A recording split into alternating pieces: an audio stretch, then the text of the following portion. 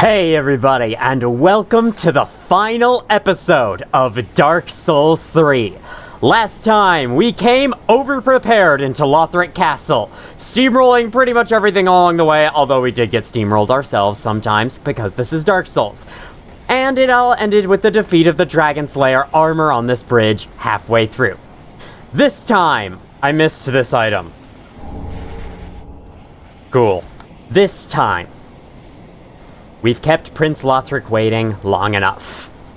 Let's keep going.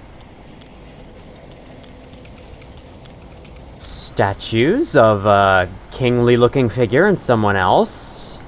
Hood. Items around the side. They love to hide items around the side, so I'm just checking to be sure. Looks like there is nothing. Or perhaps something. Yes, indeed, there is a Titanite chunk, okay. I didn't have to go back for that one down at the bottom at all, because there's one right there. Oh, thank God, another bonfire. Man, that staircase was rough to climb. I never want to do that again. Oh, boy. All right, anyway. More statues. Person with books. Staircase. Not quite as hard to climb, this one. Contraption does not move, I see.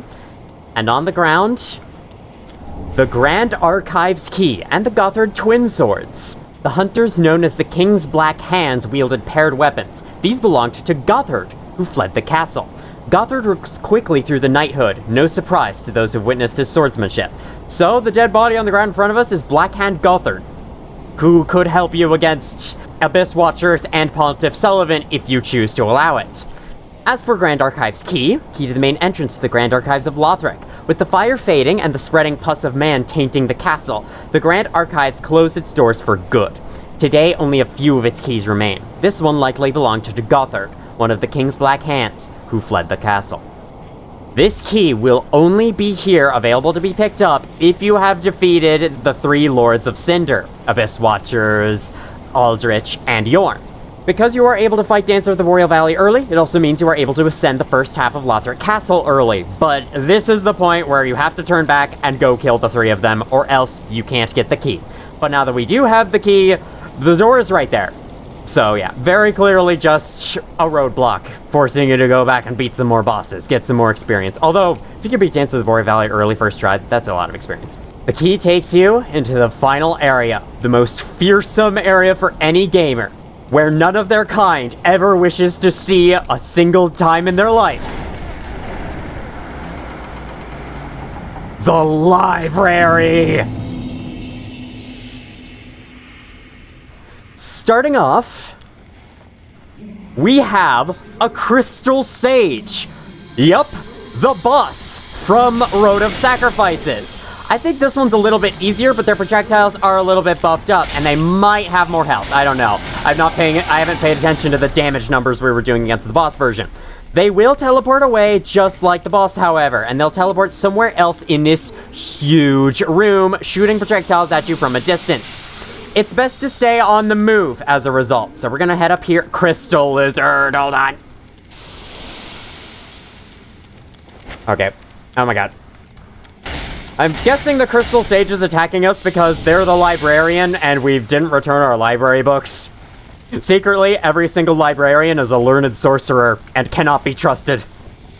Oh, hello. We also have hack guys with flaming weapons or fire-infused weapons. They're not flaming. They're just in the middle of doing like a 1,000-degree knife challenge.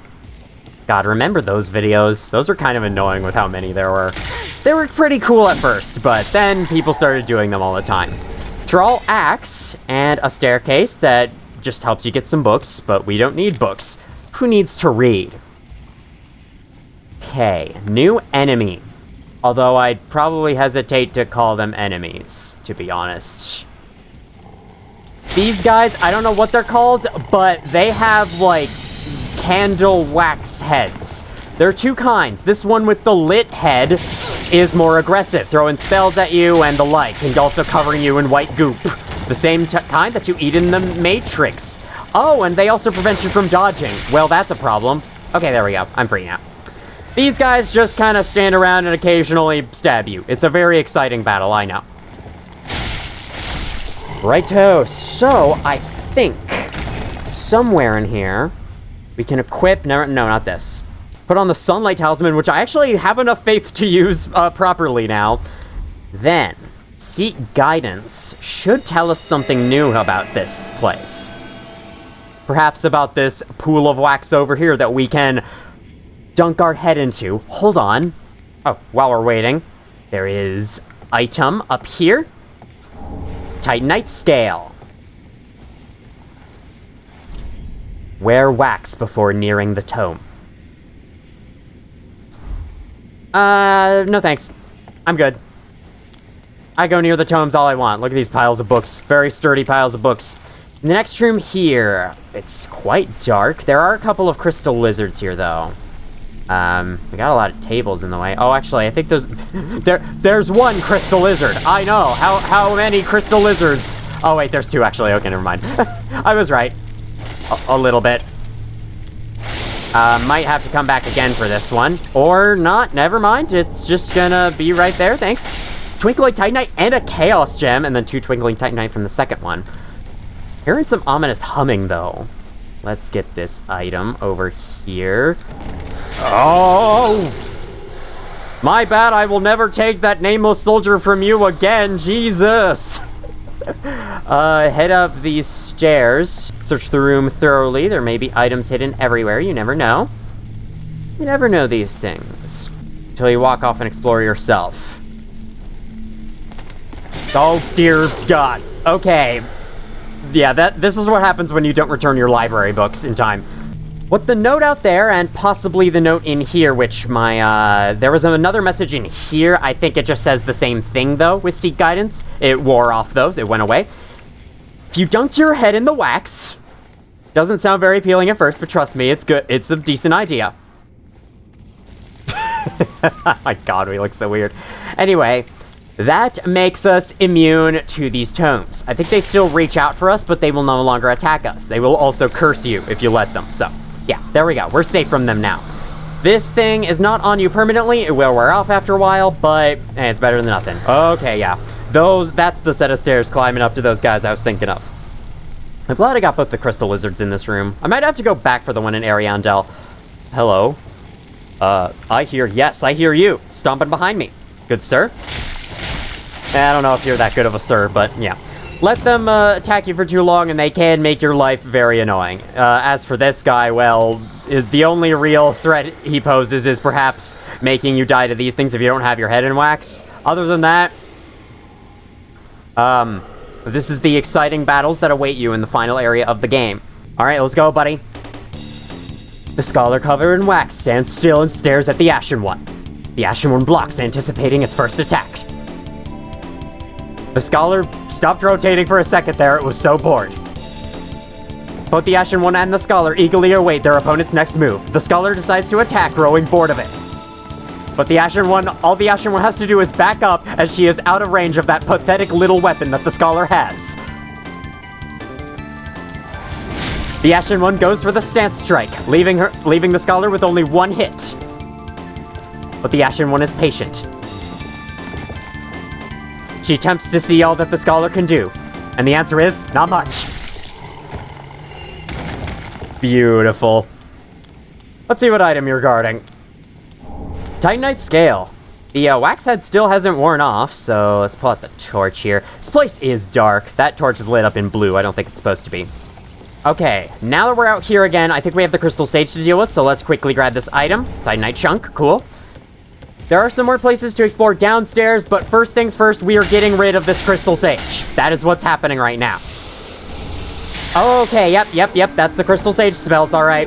Let's get past that. Let's go out to this balcony. We'll grab this. I think I might be being chased by a hack guy right now. Let's see. Oh, camera, please. Yeah, she's casting spells up there. Or, it's casting spells up there, I don't know. Alright. Whoa, lucky.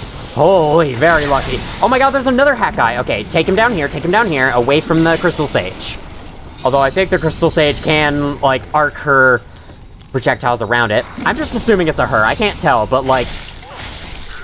No, I mean, some guys might be into wearing over-the-top witch costumes. Ow. Okay. Nope. Okay, it's gonna rain down on me in a second. Okay, it rained down way behind me. Good job, Crystal Sage. You did a lot. Okay, you actually did a lot. Good job, Crystal Sage. I am out of Wax Head. Damn it.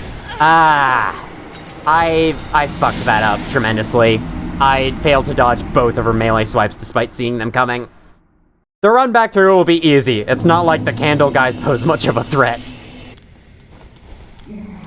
I like how she makes no noise when appearing. There we go, got the frost off.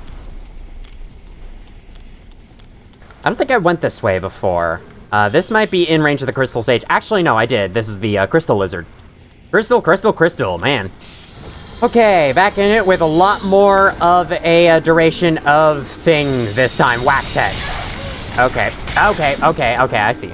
Lure these guys down, which they should follow me since they are aggro to me now. Protect ourselves from the spells. I think the spells can still attack you even out on this balcony. I'm not sure. Or maybe I'm thinking of up there where the Crystal Sage is. There is a balcony up there too. Or should I say a terrace? That's probably what it's called in this universe. With how old-timey everything is.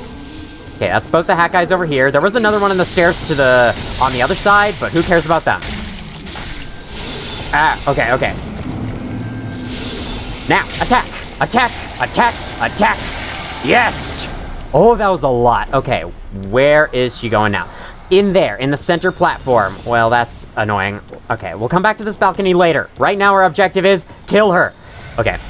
To help me through this, I call upon thee, seek guidance. I call upon thee, seek guidance. Okay. No. Ah, God, I gotta kill these guys real quick. That's a great sword guy. Oh, okay, that's gonna suck. I hate the great sword guys because they have that one attack of theirs delayed to hell and then back to hell.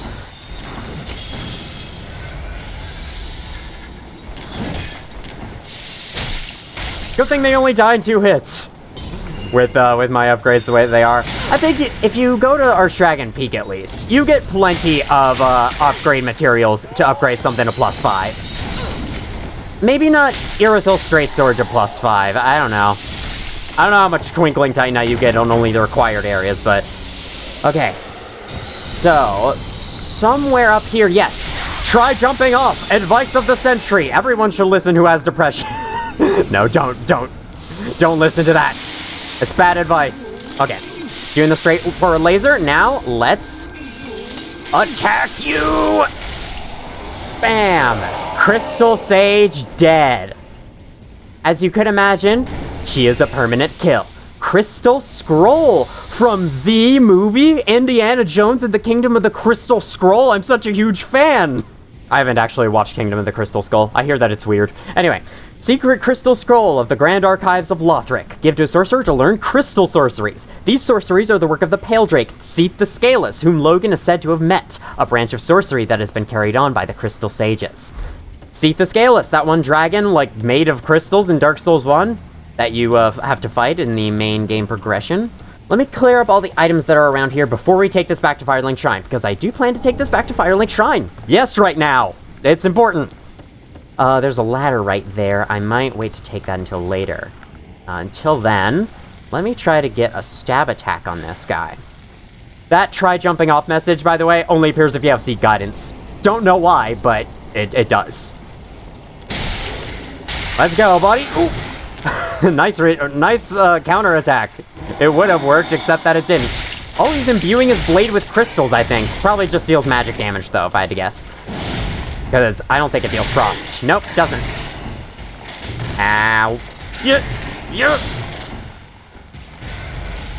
By the way, a minor mechanic in this game, I hear that if you infuse a weapon that inflicts poison with a gem that's supposed to make a weapon inflict poison, a poison gem, it will increase the amount of poison damage that it does to the enemy. The same goes for bleed. I don't think there's a gem for frost, actually, now that I'm thinking about it.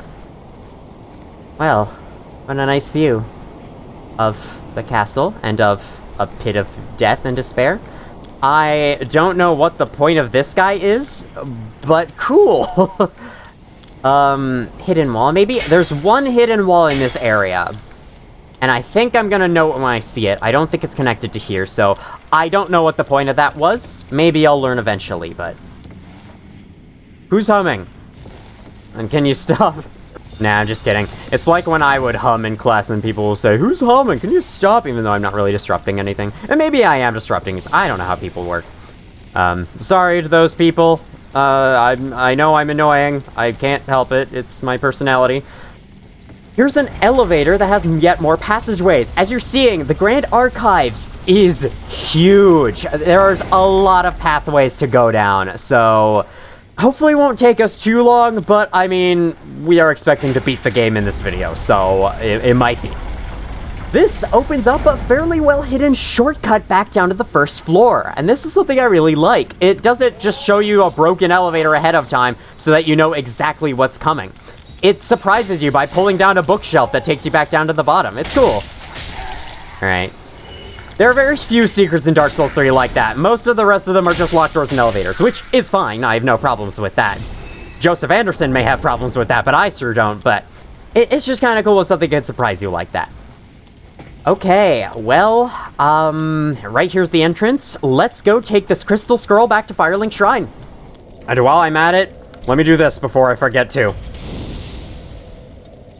Bonfire level 10. That is not the last Undead Bone Shard, though, so unfortunately we can't end with a bonfire level of 10.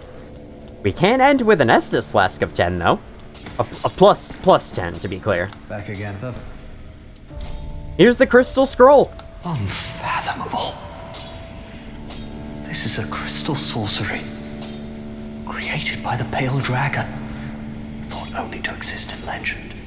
I am ever grateful to you. This is truly sublime. I am afraid this is a debt I cannot repay. Only, I will be sure to unravel it for you. Just a moment. Alright, let's see. Homing Crystal Soul Mass, Crystal Soul Spear, and Crystal Magic Weapon. This is what the Knight was just using on us, and both of these are being used by the Sage. According to the Crystal Sage's old big hat, achieved enlightenment within the Regal Archives, where he came to find the quintessence of sorcery, I hope I'm saying that right, in the facets of a certain crystal. Same for this, although there's one extra return. After much experimentation, Logan found the crystal medium facilitated a stronger bond between weapon and soul. I shall buy these. I was going to level up, but then I forgot to actually buy them from him. In Vinheim, I was an assassin. A sorcerer only in name. A killer for hire. What a fool I was, thinking one day I would learn real sorceries. When I became undead, I was exiled from the school. But here I am, now, exploring the depths of sorcery. All thanks to you, I might add. No problem. You are no ordinary woman. All these sorceries, and you've mastered every one. If this were the Dragon School, you'd be, well, overtly despised and banished from the place. Well, I suppose it's time I pack my bags. I would hate to see our agreement end sourly. Better left, tucked away, as a pleasant memory. So I guess I bought all the sorceries from him. Interesting that if you do too well at Vinheim Dragon School, you get expelled. Promise to stay safe. It's been nice running our own little school. It has. It really has. I take that to mean that he'll leave Firelink Shrine. That does mean, however, we've bought every single sorcery we can from him. Which means we progressed his quest line. Except for the ending where you kill him as Yuria instructs you to, because screw Yuria. Alright, back in the Grand Archives, I need to switch this back on.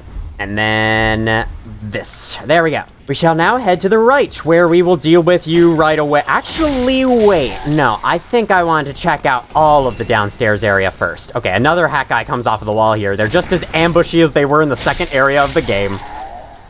Undead Settlement, man. We go a long way back, me and those hat guys.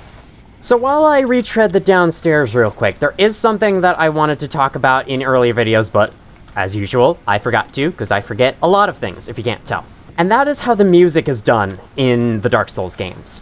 And I really like it. For the most part, the game is completely silent. Until you enter a boss fight or go back to your safe hub area, and then music starts playing. Music befitting of said boss battle or the hub area. I like this a lot. It's very minimalist. It makes the journey through the main world a little bit more immersive. I love it. It's great. But I will say this. I think Dark Souls 3 misses out on one thing it could have done.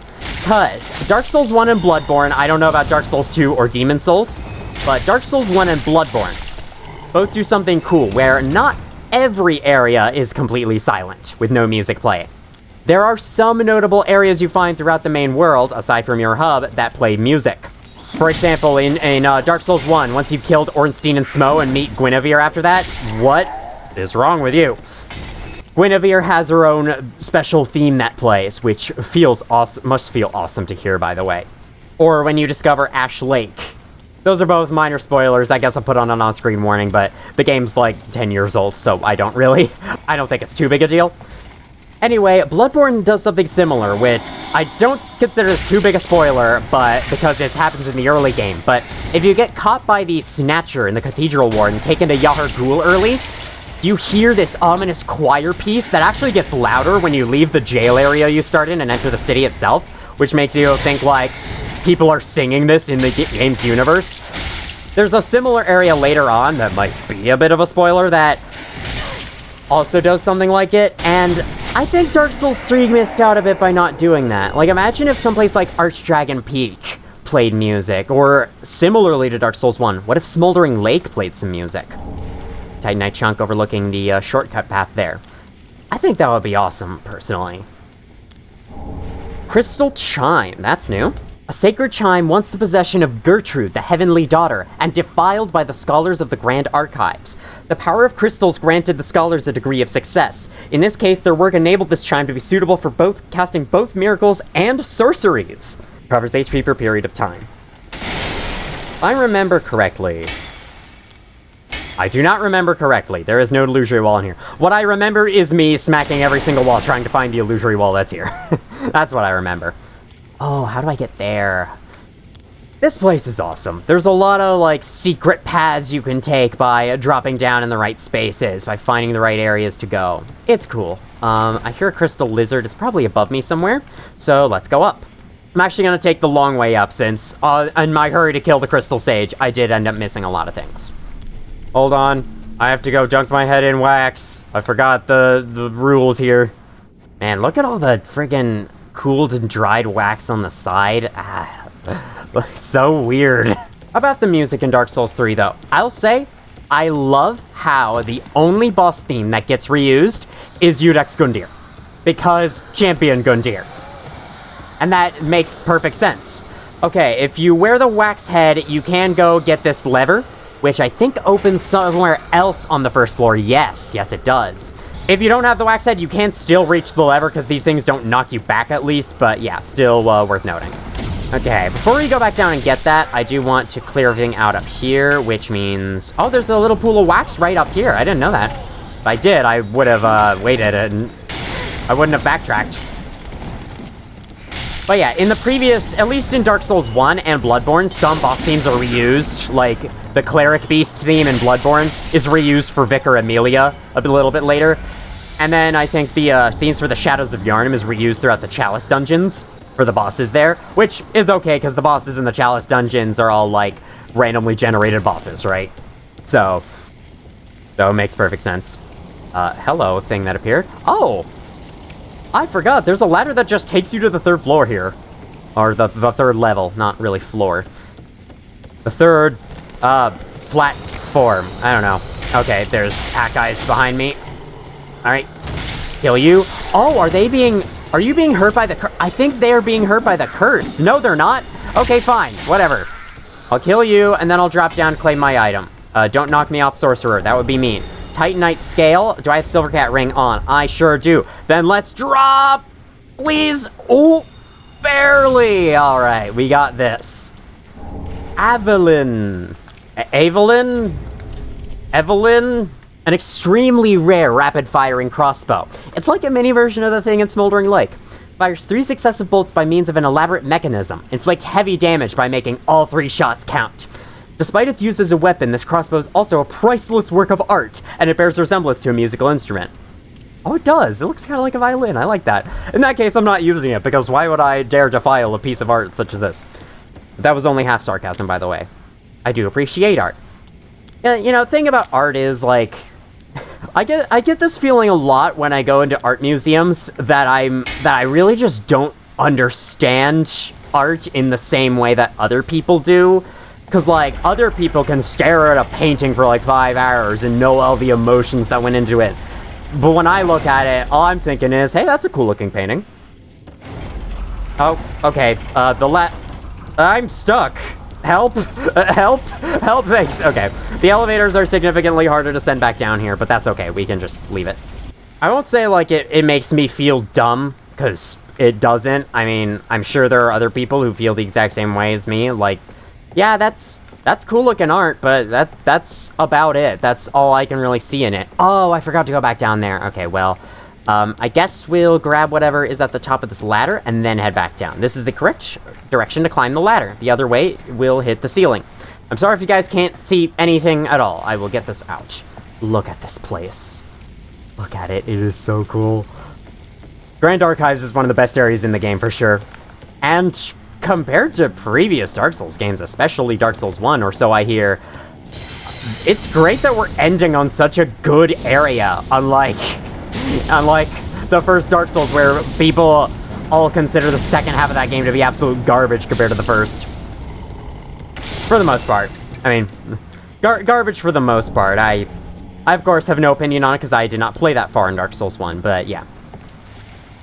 I'm pretty sure that's supposed to be the Scholar guys. Anyway, this looks suspicious. There's even a gate. There's even gates around it. Come on now. Not that dumb. We have an Outrider Knight. I think I'm going to use Magic Greatsword on him. Perhaps I will provoke him with fire? There are shelves at the edges of this room that will release the Tome Hands. Or should I say the Library Rule Enforcers. For not returning your books. Okay, that did nothing. Cool. Just because he's made of ice doesn't necessarily mean they're weak to fire. Alright. Let me... Boom. Boom. Same goes for, like, the demons. They might be covered in fire. That does not at all mean that they're weak to frost. Quite the opposite. They are not at all weak to frost. They are not even resistant to frost. Or they are immune to frost. There we go. That's the right words. Anyway, let's just ignore the fact that he steamrolled me to death. I can see this guy through the stairs there. That's okay. I don't think I would be able to do much better if I was one of the artists for this game. I think another reason for the fact that I can't see that much in art, aside from just that it looks cool, is because I'm not at all a good artist myself. Not even close. Like, my handwriting is terrible. So therefore, my art, if you want to call it that, is even worse. Whoever had to place those candles on the ledge there, man. That must have been precarious. Titanite scale around the corner there.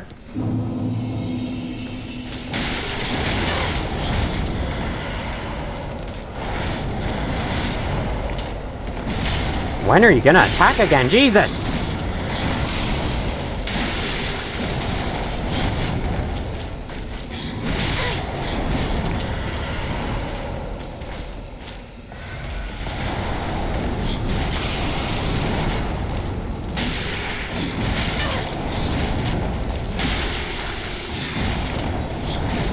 Is that the only swing you know? You've done it like 6 times now. Alright, that's fine. I'll just stay out of that. I'm getting frostbitten just for staying near him. I think I pointed that out last time, too. Nice. Got a hit in between those 2 swings, and down he goes. This guy drops the Outrider Knight set.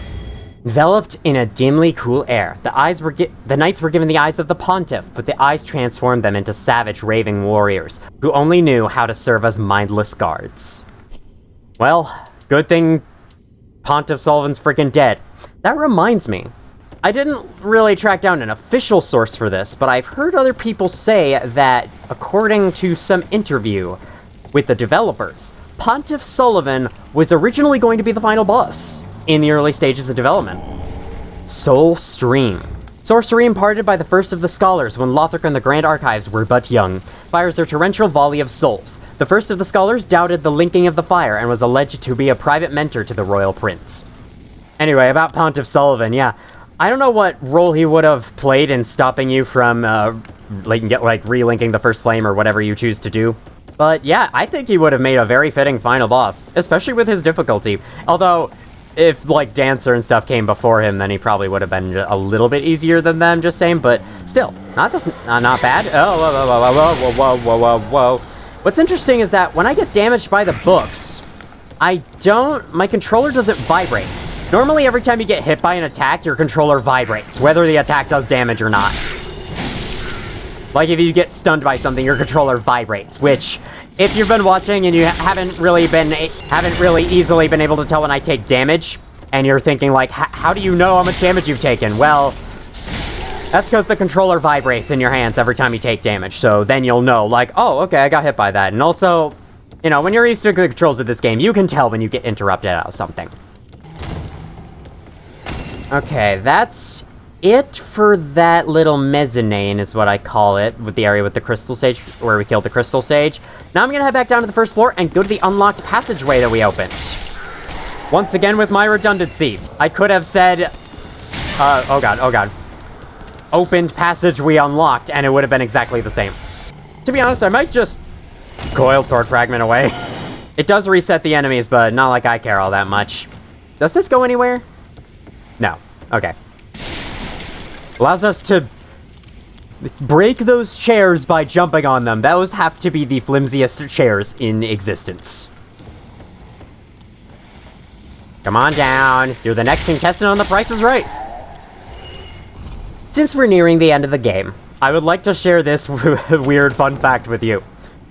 Oh, a Titanite slab down here. Okay, that's good. That's good to know. Guess how many hours I have in my first save file upon its completion.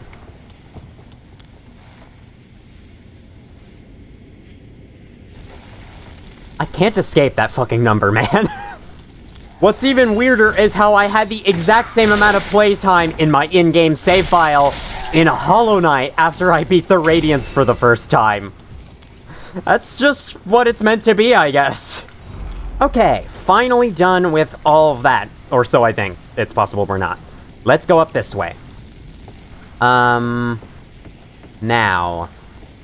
Okay. There are angry tomes here. I thought there was somewhere we could dunk our head in wax.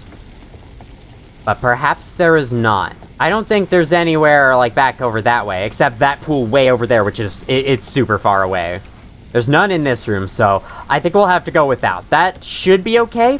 I could put on the Curse Bite ring. I should switch my rings anyway. I've kept these on for quite a while. There, Curse Bite ring. Let's see. No, I'll keep Sun Princess ring. I'll keep this because I don't think these robes are helping me that much. Okay, this I don't understand. What is he doing? What is he shooting at? What? Who's there? What, did someone call you a pinhead or something?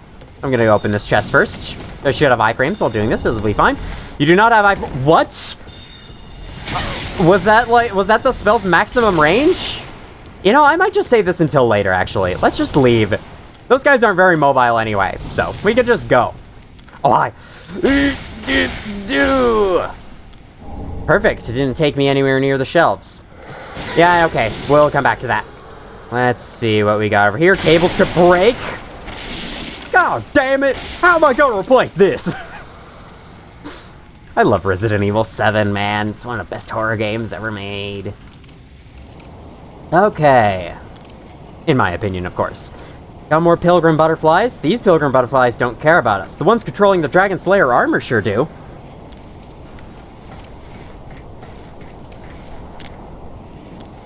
Anyway, we are now on the roof of the Grand Archives, which gives us a nice view of Lothric Castle down below. Didn't believe me when I said this is the second part of Lothric Castle. Yes, it's called something different, and yes, it looks completely different on the inside, but it basically is Lothric Castle. They split the final area into 2 halves, just like Bloodborne does. Wonder what this weird little tower is. Oh, hello. Ominous figure holding a torch up there. I'm sure you're not important. Let me go pick up this item. Alright, Titanite chunk. Oh, hello. You seem to have come down to greet me. That's cool. Alright, so these gargoyles, they're a little bit different than the ones in the Profane Capital. Honestly, I think they're kind of weaker. They don't use their wings shield bash from what I remember. Although, are they? I think they look a little bit different from the Profane Capital. Either way, they wield new weapons that seem to give explosions. Never mind, they do use their wings as shields. Okay, I had that wrong. Alright, go ahead, do it. See what it gets you. Bam! Gotcha nothing, did it? That time I got you something, but very little amount of something. Let me try axe. This won't deal strike damage. Oh, I should bring back the club. Yeah, I need to bring back the club. After this guy, I'll bring back the clubs, since it deals strike damage, and these guys should be weak to that. Because most stone enemies are weak to strike damage. Well, yeah, I have to say, you did not so great. I know what you were missing. You don't have 50 million power in Rise of Kingdoms. Reinforced clubs back out. And so is Pyromancy Flame. I don't think these things are weak to fire. I mean, you try throwing fire at a rock. See what happens. I don't think it'll be that effective. Oh. Can I go down there? Is that the balcony? It looks accessible. You know what? Let's go. I don't know if I've... No, you guys... No! No! I definitely haven't been down here. I didn't mean to... Oh, God, no. I was hoping never to see these things again. And yet, here they are. Oh, my... Unbelievable.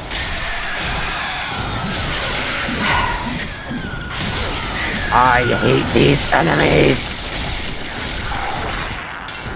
To be fair, I am stomping them. Right?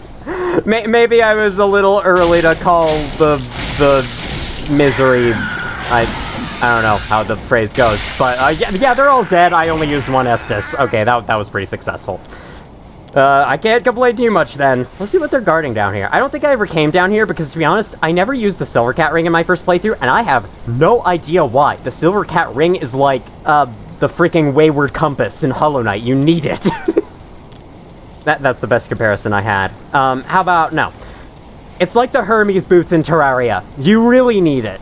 Or else your speed just sucks in that game. Okay, what we got? What we got is a way to drop down to some items, or to death, whichever we pick. It's a bit of a tough choice. I might pick the items, though. Just personally, that's what I prefer. Oh, we have an item in here, actually. Actually, I think it may have been down here. It's been a long time. Hollow gem. Okay, cool. It's been a long time. I don't remember these guys, so if I did fight them, I completely pushed them out of my memory. Okay, looks like I'm gonna have to jump to this, or just... Never mind, we can't fit, apparently. I totally can fit. Alright, whatever. Perfect. The jumping in this game is so janky. Grey Rat's ashes. I see. That's him. I didn't know where I would find him in Grand Archives, but I at least knew he would be here. Umbral Ash of Grey Rat of the Undead Settlement. Grey Rat was a thief who fancied himself a martyr for the poor, which is what drove him to climb the wall. Into Lothric, I assume. Grey Rat's third mission will always end in his death. You cannot avoid it. What you can do is bring his ashes back to the Shrine Handmaid, which we will do after we pick up these 3 Titanite scales, and then drop down onto this platform. Well, what warm umbral ash have we here? Okay, she says the same thing as the old woman's ashes, interestingly enough. Oh, that's a lot of embers, but he did have those on him, so... Okay, it appears I forgot to write down what... what Grey Rat gets from pillaging Lothric. But, anyway, when you give his ashes to the handmaid, it will give the handmaid his inventory plus whatever he pillaged from the area he was in before he died. So now we have, I think, Kite Shield might be new? I forgot to write down what he actually pillages from Lothric, and I tried to look it up, and for some reason, The Factual Life wiki page stopped loading. So I guess, I don't know, something. Oh, hey, here's Morn's set, which we get for probably finishing Irina's quest. Oh, I wanted to get this. Yes, the ordained dress, so we can look like Frida now if we want. And, maybe Volnir's crown, sure. Well, she's now selling the Divine Blessing and Hidden Blessing that he had, plus the Blood Red Moss Clumps now, so we can actually get those. Not that I need them. I haven't really needed them for anything. Plus the Knight set, plus everything else, and the 3 Twinkling Titanite and 3 Titanite scales that he had. These actually sell for cheaper than their infinite counterparts, so you should definitely find his ashes wherever he dies in your playthrough, find his ashes, and give them to her so that you can get these back. I think the 3 refined gems are also from him. I really wish the game would just show you what is added to the shop, because then I wouldn't have to write it all down. She has 2 of these now. I remember her having 2 of them. But yeah, that's the end of him. It's a shame. You can always choose to leave him in Firelink Shrine, and I'm not sure what exactly changes. I have enough, so I decided to come visit Irina for a point in Vitality. Now we have an even 60 equip load. It's so weird that she doesn't say anything when you leave. I don't believe I've worn the Painting Guardian set yet, and I think it kind of fits for the library, I gotta be honest. So, here we go.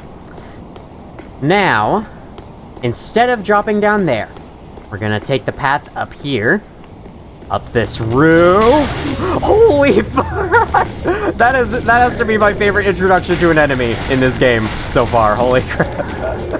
Oh, right. Reinforced club. Oh my god, yeah, oh my god. That does so much. I did SCP-682 damage to him. No. Wow, he hit me like twice with that. There's no way to dodge that spear whack, I don't think, that he did. Okay, then, if that's what you want to do in life, then go ahead, be my guest. Okay, I think I hear, yeah, though there's 2. I'm gonna probably have to come here twice then. Because up here is not just these crystal lizards, but yet another gargoyle, and I want to kill you. Yeah, the other one's totally gone. There we go. Alright, Twinkling Titanite Heavy Gem. I'm gonna have to come back for the other Crystal Lizard. There's so many in the Grand Archives. It's weird. But I guess this is where, like, crystal magic was made or something.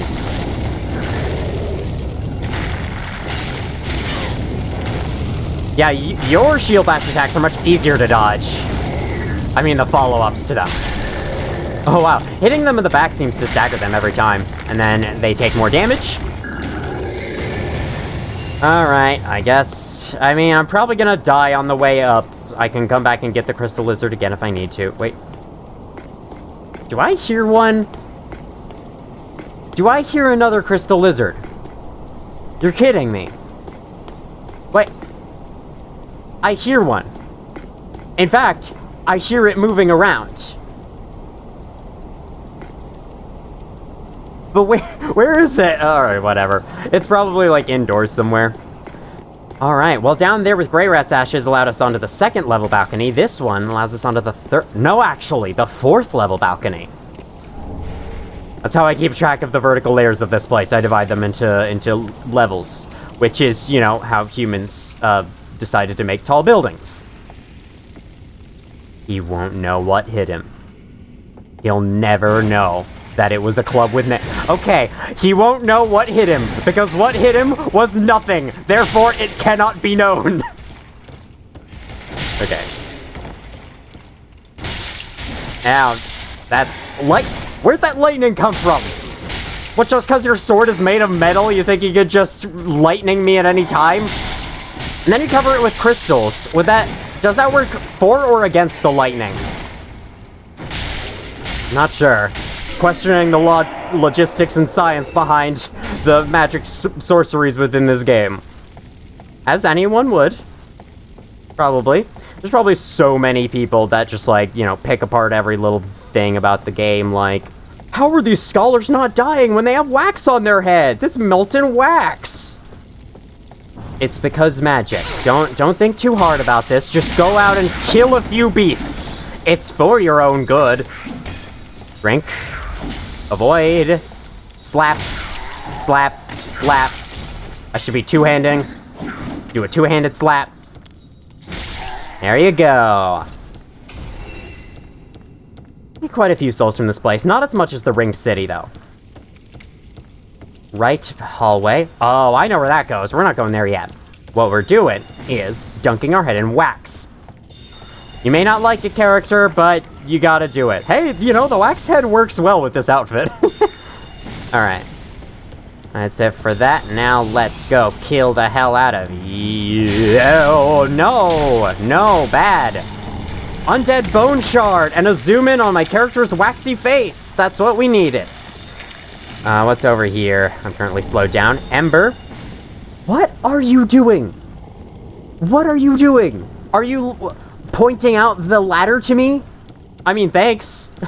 Probably would have ran by it like I did on my first playthrough if I didn't know it was here. With the wax head, we can now survive the tome guys and just go kill these guys in the face. Okay. You... Boom. Boom. Watch out. Boom. Ow. Ow. Ow. Okay. Man, I've always thought, like, a bunch of rapid projectiles all hitting you one after another cannot feel good. Like, I've always just thought it to be one of the most painful experiences video game characters have to go through. Crestfallen Knight back there. Makes sense. We're in the final area. We should be getting the most powerful of souls. Now with our wax head, real quick before it wears off, run up here and run through the path of the unreturned library books or something. Flesh bite ring. That sounds terrible. Do I want to put this on? Well, yes, actually, because it does raise all resistances. In the base game, this is how you increase your frost resistance using rings. The Chill Bite ring is only available in Ashes Variandel. This is the only other way to do so. And it just has the exact same description, despite being the final ring of a set. We have completed the Bite ring set. Not that I have any reason to wear it, but it's there. We've completed it. It feels good, you know? Even if I'm not going to wear all the armor I'm picking up, I like having it. Yeah, you add it to your collection. It's nice. Okay, back up this platform. We did not go out this... I was gonna call it a door. Not a door. Out this window. What we got? I don't need the torch. What am I doing? Switch this. Even though I've barely used pyromancies. There's the big freaking Atlantic Ocean over there. Just taking a wild guess. There's only, what, 5-6 oceans in the world, so it's a 1 in 6 chance that I get it right.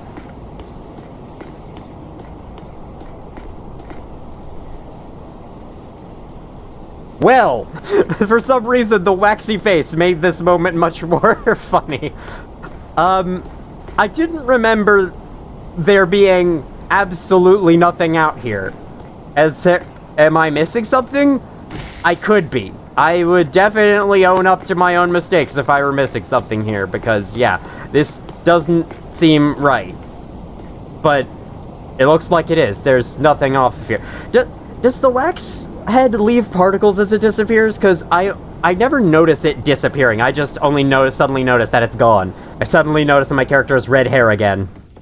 Alright, I guess out this way we go. I'm gonna get on my greatsword equipped. Enough Irithyll straight sword. Let's try something else. This greatsword. We've gotten a little bit of use out of our big 4 weapons throughout this video, which I'd certainly like to see. And now, it's time to fight 2 NPCs.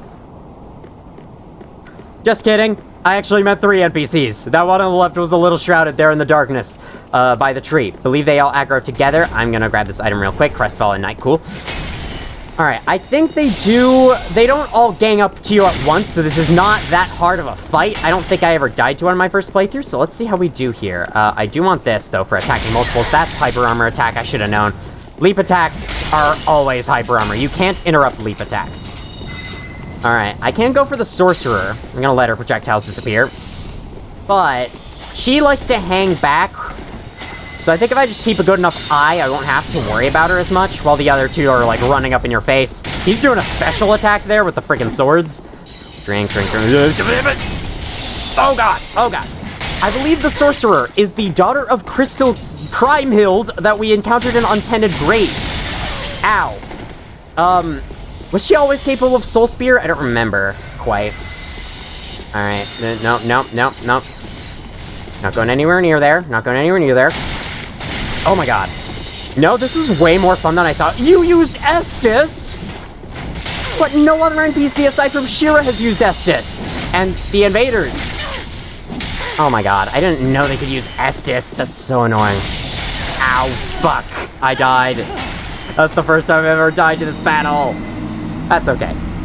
We're not too far away. I am very surprised that none of that hit me. What? What? What? That hit the back of my head. I don't care what anyone says. That should have hit me. And I should accept a lack of any damage. Okay, there are my souls over there. I don't care about my souls anymore. I think I will start by going after the sorceress.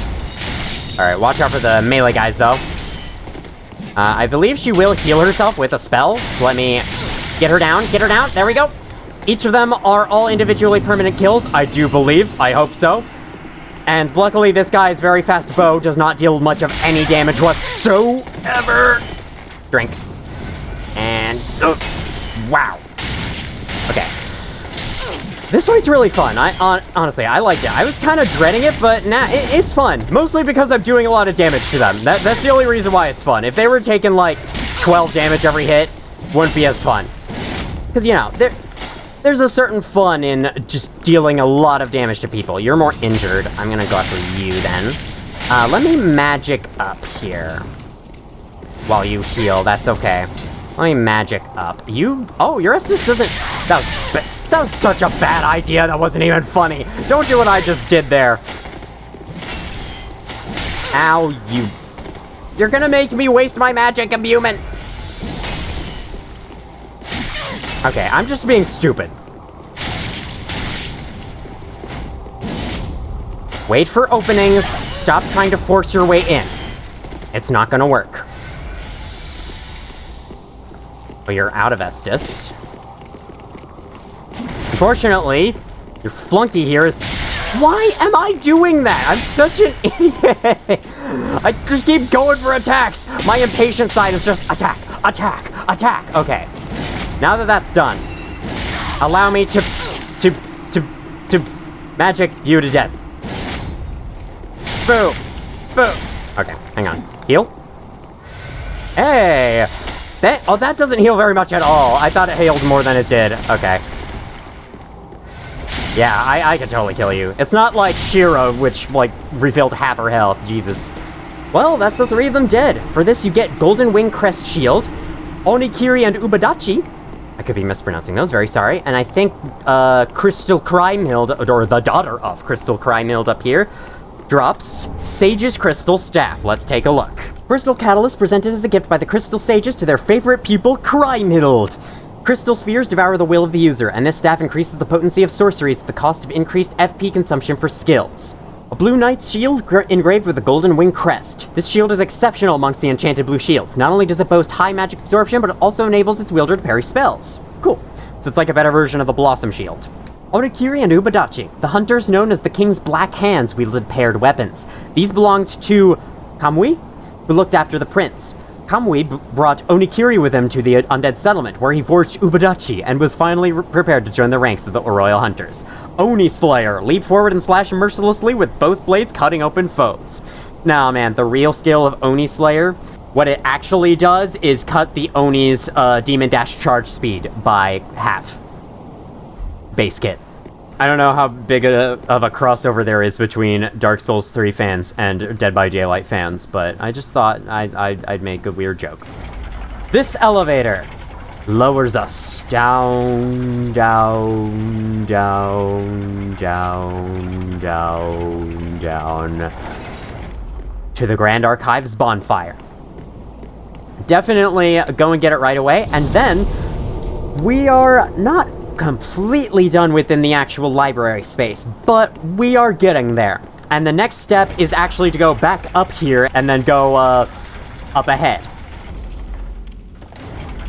When I first reached this point, I looked at this and thought, okay, there's the final boss. And then I decided to go back into the library to find everything I had missed, because I knew that there was a little bit more to this area. As it turns out, no. Where you're supposed to go to access the rest of the area is to the left outside of there. So, hello, black hole. Didn't realize we were that close to you. Okay, so, yep, that's final boss, alright. There's even a bunch of pilgrim butterflies encircling it. That is the tower on the right, as seen from High Wall of Lothric, which the platform that we start on is one of those platforms down there. That is super cool to see. I love that. There's the first area of the game! Wave hello! Hello to our older self! God, this place looks so good. The lighting and everything, the atmosphere is perfect.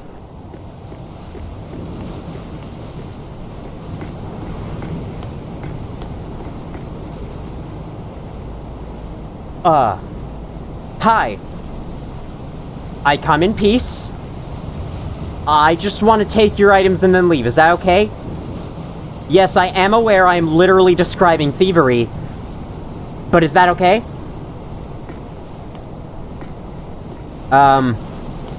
Maybe. They don't seem aggressive quite yet. I'm just gonna go around the edge and hope that they don't see me. You know, a bright white, clothed person on the dark rooftop. Surely they don't see me. Little piece of trivia I didn't bring up before in the, our tour around the world. From the view of Lothric, which direction it is, probably somewhere over there, Archdragon Peak actually appears broken, whereas it appears intact from the view from Irothil. Again, could be an earlier design. It's possible Archdragon Peak was originally meant to be broken when you arrived there, but then they changed their mind. And they only updated the the distant view graphic of it that you could actually see. Can't seem to climb up that tiny step, even though you totally can. I'm just saying, Dark Souls character. It's... okay, well, they're not on this side, so maybe they don't see me. Maybe they forgot about me. Out of sight, out of mind. That's how Dark Souls enemies work. Wow. I didn't expect a view of such flat landscapes compared to the castle to look cool, but man, does this look cool. Estus Shard.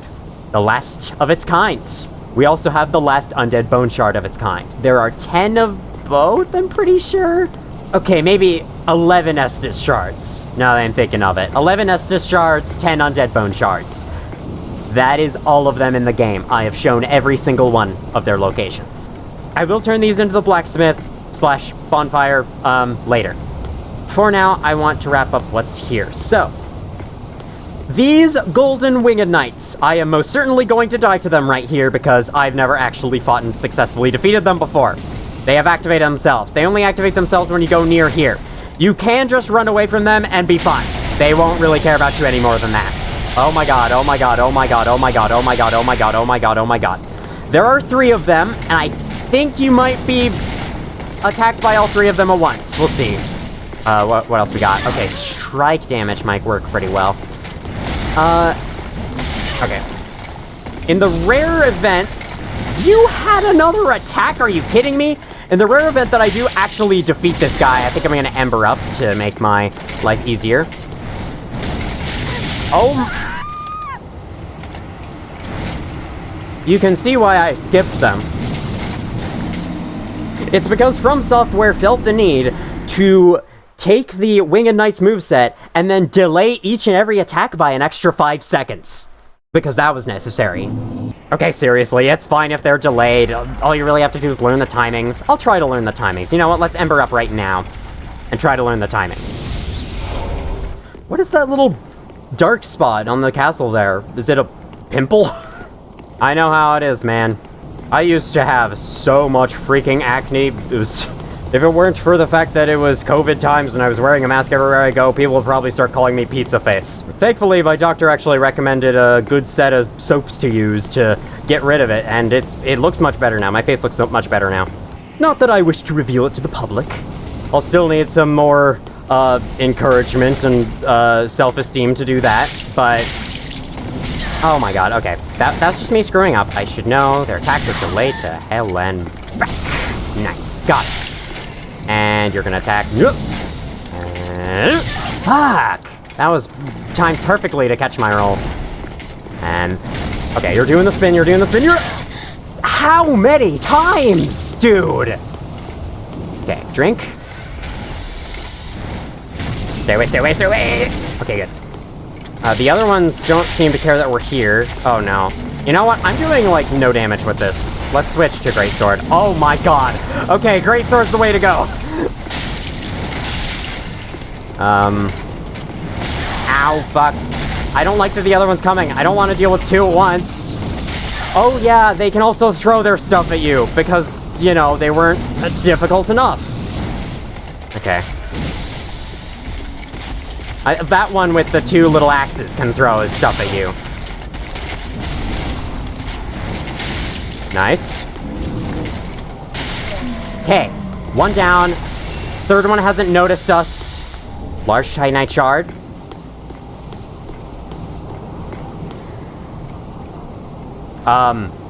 Second one forgot that we exist. It's like I said, out of sight, out of mind. Apparently, I wasn't joking about the fact that they couldn't see me. That's literally how they operate. Okay, you with the double axes. You're gonna kill the hell out of me, but that's okay. You're gonna kill me to death. Are those, like, boomerangs? No, you just pull out another set. How many sets does he have? Do you think he has? Oh god, oh god, oh god, oh god. Okay, gotta avoid this. This attack goes on for a while, doesn't it?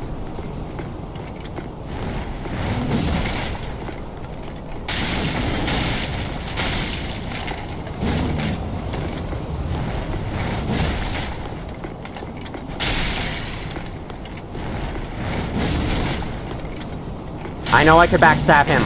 I don't rely on backstabs too much. I've been over this. They never seem to work for me. Most of the time.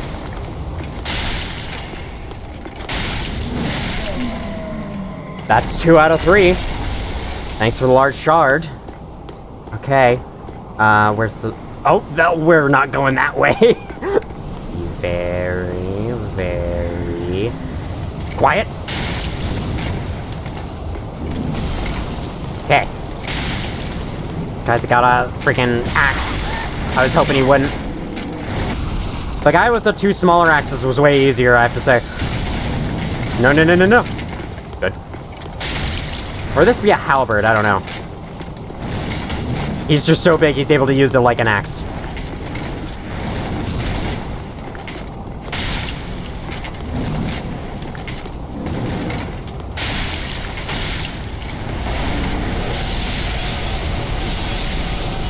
Ow. That's fine. No twirl. Boom! I am super glad I did that. Managed to kill them all, you get a Titanite slab. I believe that's the last... No, it's not. Okay, there's one more. One more Titanite slab. They might also be permanent kills. There's a ladder here. It is possible to do all the stuff I'm about to do here without aggroing them. Aggroing them is not required, thankfully. What item we have here? Hunter's Ring. Bloodborne crossover? Ring engraved with a portrait of a hunter. Increases dexterity.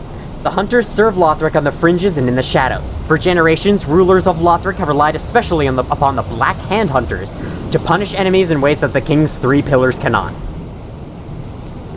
Cool. Who commands the Black Hands, then? I wonder. Garamon. Oh, yeah, this room. There's nothing here. It's just a little closet to hide yourself in, I guess. Okay, the final thing on this roof area. In here. I have yet to use my fire orb on anything. I might forget, to be honest, because I don't use spells on bosses. If you haven't noticed, that's like a rule I have. Dropping through this takes us to the rafters above the archives. Not the Arby's, I wasn't about to say that. Archives! We have the books! It took me a stupidly long time to figure out how to get into this chandelier, and then an even stupidly longer time on how to get out. There's an opening right there. Inside this chandelier, I guess, is it? That looks like a cage. Is the Divine Pillars of Light. I made it sound like a special spell, but to be honest, I haven't used it because I haven't played as a magic character yet. I'd be interested to see what it's like. Only a little interested though. It might not be my thing though. Miracle of Gertrude, the Heavenly Daughter, brings down multiple pillars of light in vicinity, just like the people up above were doing. Queen's holy maiden Gertrude was visited by an angel who revealed this tale to her. Despite losing both her sight and her voice, she was determined to record the tale. Ordinary men cannot decipher her fragmentary scrawl, nor comprehend how it became the foundation of the angelic faith of Lothric. Well, that makes sense that the Winged Knights were using it, because they descend from the angels. So, this is Gertrude. She's seen better days. And she's trapped up here in a freaking chandelier. You know, normal things. Alright. Things normal only to Dark Souls. Drop down here, and... this place... not entirely safe. There is a... I think it's a slug? Man-grub? Yeah, man-grub. Less a gem. Oh god. Down below, I'm going to try to go over and kill it without too many issues, I hope. Okay. Anyway, I had to drop down the platforms from here. Because if I could be, like, knocked straight back, I'd like that. I'll take it. You know what? I'll freaking take it. There we go. God, this place stresses me out. I don't even know what I just picked up over there. Probably some soul or something. Anything else on these rafters? That is the only enemy up here, thankfully. This place reminds me a lot of the research hall in Bloodborne's DLC, and I like that for it. Just a huge room to explore with so many branching pathways. This game's environments are all so great. Like, looking at Bloodborne, I did say that a lot of the early areas in this game look a little washed out and gray. And although that does fit with the theme, I think Bloodborne, not only does Bloodborne look a little bit more gray now that I went back to watch some of it. Okay, that wasn't really a chandelier. Yeah, it was just a giant cage. It wasn't a chandelier. It looked like a chandelier, though. But Bloodborne's environments are certainly less varied than Dark Souls 3. We'll say, though, the environments of the DLC of Bloodborne are fan-freaking-tastic. Because, like, the Hunter's Nightmare looks cool, and then it goes into the research hall, and then the fishing animal. The variety of areas you explore throughout DLC is really cool. You do not expect what comes up next, and it's awesome. It really does feel like a nightmare dream world. Divine Blessing in this chest. 3 Twinkling Titanite in that chest. Books. Angry books. Angry books. No. No angry books. Okay, then. What we got here? Oh, just a little shortcut that takes us back down here. Cool. Back down into this room. This is just up the stairs from all the candle guys down there. There is something that I have missed. So it would seem... Excuse me. Anything to get for dropping on there? If there is, I have already gotten it. Oh, here's something else that I missed, apparently. This crystal lizard. There we go. I might just leave the crystal lizard up there. We don't have to kill all of them. I am, like, filled with upgrade materials. I have so many upgrade materials that I could upgrade my armor at this point and still have some left over. In previous Dark Souls games, you were actually able to upgrade armor. I think it would give more protection. Is there much of a reason to do so, though? I'm not sure. I didn't play that far in Dark Souls 1, so I wouldn't know. Bam, down he goes.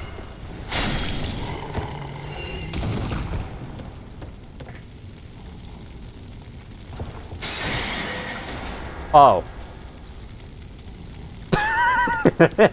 Better late than never. To give me the sweet feeling of wax. Who the hell is moaning? Shut.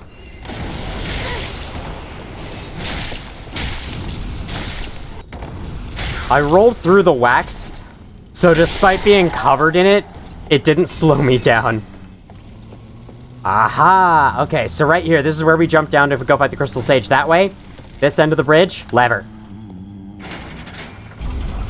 Maybe this will reveal who's been moaning all this time. Is it actually you?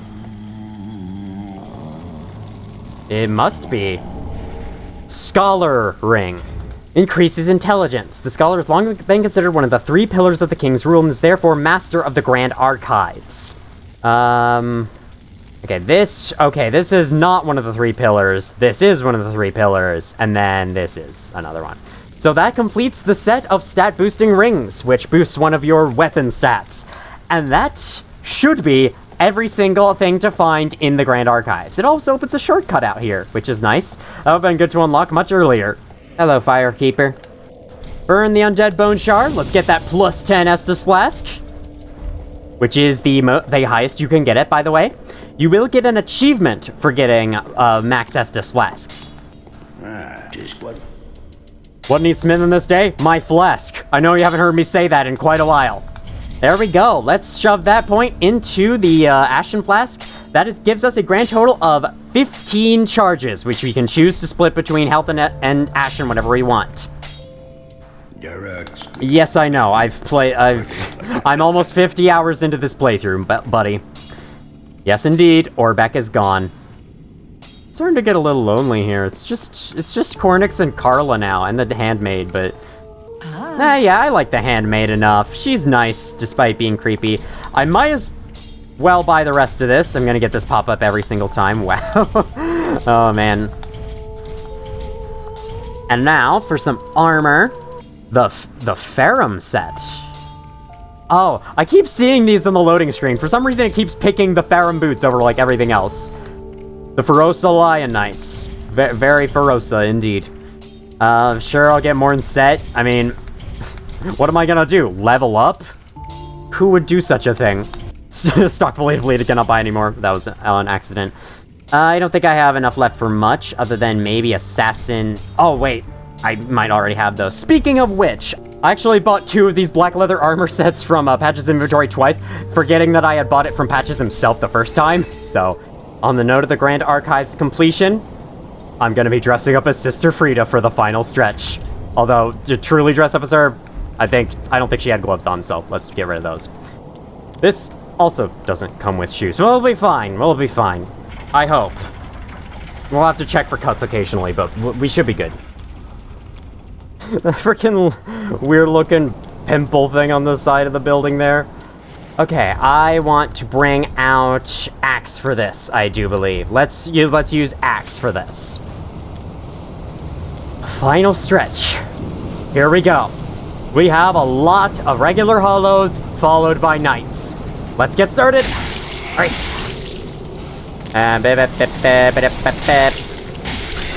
So while I'm doing this, I might as well tell you a little bit of trivia about the previous Dark Souls games.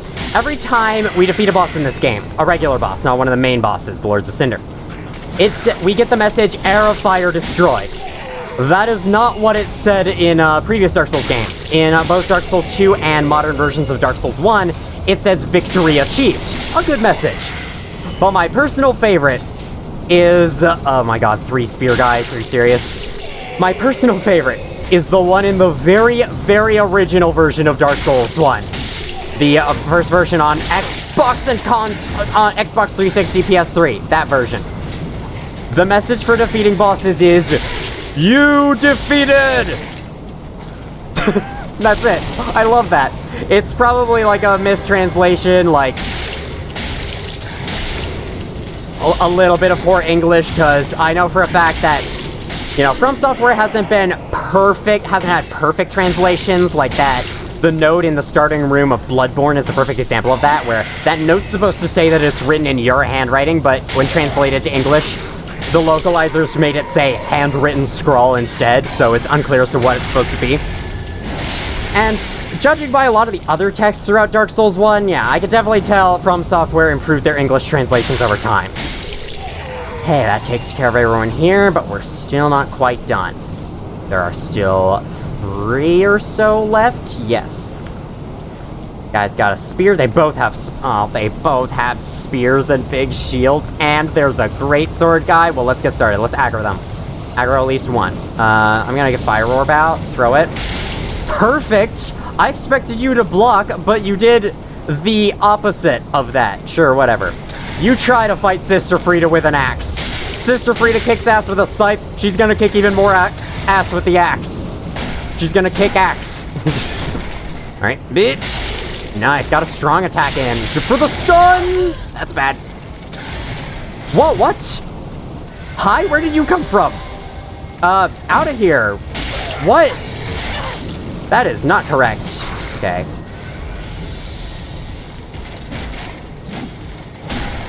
Or maybe is it correct? I can't remember what this place is like. Okay, that's one knight down. I need to kill I need to kill that spear hollow. He's gonna make things... Or do I? Do I really? I don't know. Okay, the spear hollow's catching up and... Oh, God. Oh, God.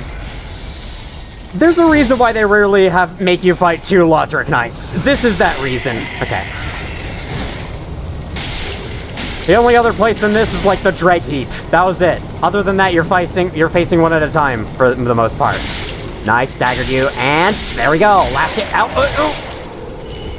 All right. Come on.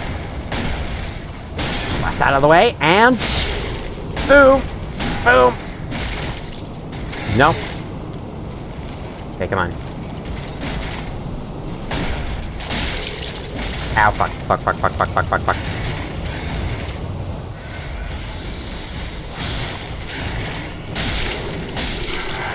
Down he goes. I like how you can see their faces, and you can tell that they are very clearly hollow. Large Titanite shards. It's true, when you go hollow, you lose, like, all sense of your personality. You look the exact same as everyone else. No one can tell anything about you. It's freaking crazy what going hollow does. That's it.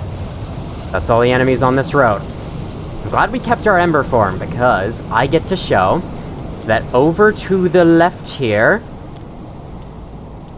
summon sign for Orbeck of Vinheim. He is only available for summon here if you buy every sorcery from him, so make sure you do that.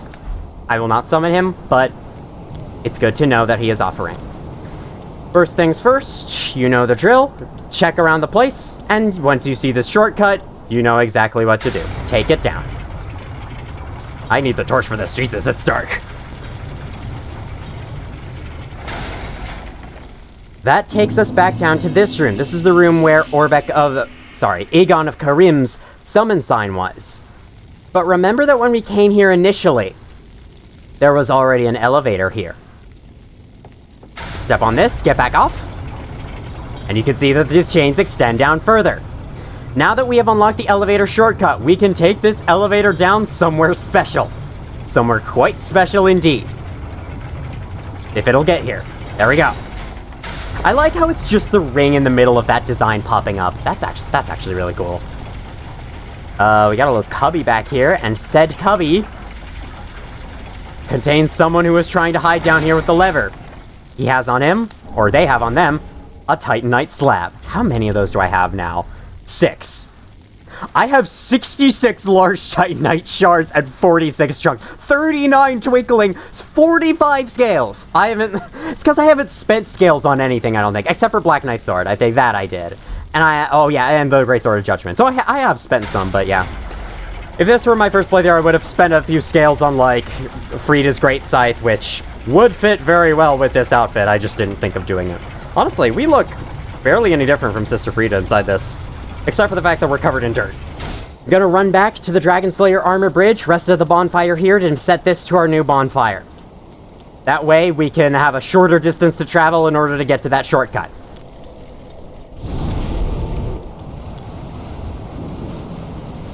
We've made it. At long last.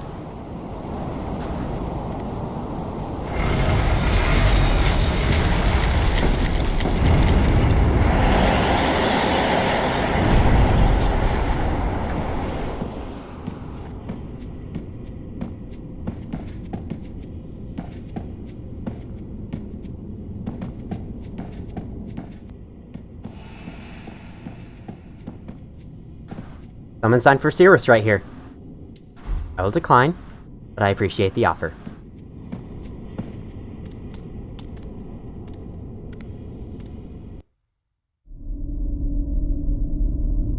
Oh dear. Another dogged contender. Welcome, unkindled one, purloiner of cinders. Mind you, the mantle of Lord interests me none. The fire-linking curse, the legacy of lords, let it all fade into nothing. You've done quite enough. Now have your rest.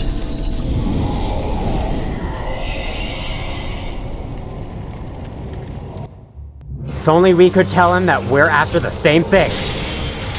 It's okay, we may not be great at speech, but we're great at combat, so let's do that. Lorien, Elder Prince. He attacks as the standard boss would. Swings with delays, combos, shot, and different timings, whatnot. But with a new twist, teleportation. He will begin an attack, teleport mid-attack, and then release the attack on the other side. So you need to recognize the attack that he's doing before he teleports so that you can dodge it with the correct timing once he reappears. That one twist alone makes this boss completely different from the others. He doesn't have much health, but oh, believe me, this is not all that there is. Alright, let's begin. It's been a long time since I fought him, so I might be bad at this. Okay, that is delays. We need to watch out for that. He can attack quicker. Okay, when the teleport is on top of you, when he teleports on top of you, he's going to lunge down from the sky, so dodge early. Okay, no, that's bad, that's bad. We've already seen the long-range attack he can do. You want to just get out of the way of that. As soon as he releases it, he takes quite a wind-up to do that. to release the attack. Oh god, this is bad. I'm gonna die. Okay. It's believed to be his brother up there that is giving him the ability to teleport and the other magical augments to his sword. I'm doing pretty bad, honestly. Oh no. Okay, it's a long-range attack. There we go. Let's heal. We got perfect time too. What? Nice. Okay. Let me try Axe. Okay, Axe does less. To be honest, I think I might go with Axe. It'll make things a little bit harder. It'll make it a little bit more challenging. You understand, right? I mean, I am pretty much over-leveled for this area, so let's bring back the challenge that this boss usually has. Oh my god. This boss is pretty challenging, especially if you come here first, before doing any of the optional stuff, which I wouldn't blame you for doing. Okay, long-range attack, I'm guessing. Now let's... Okay, step forward. Okay. And down.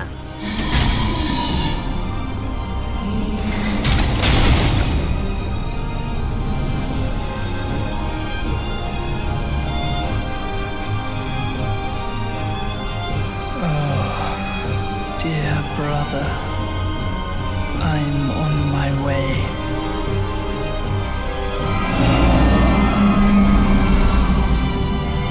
My brother.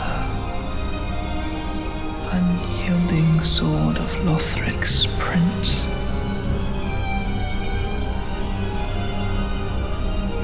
Rise if you would, for that is our curse.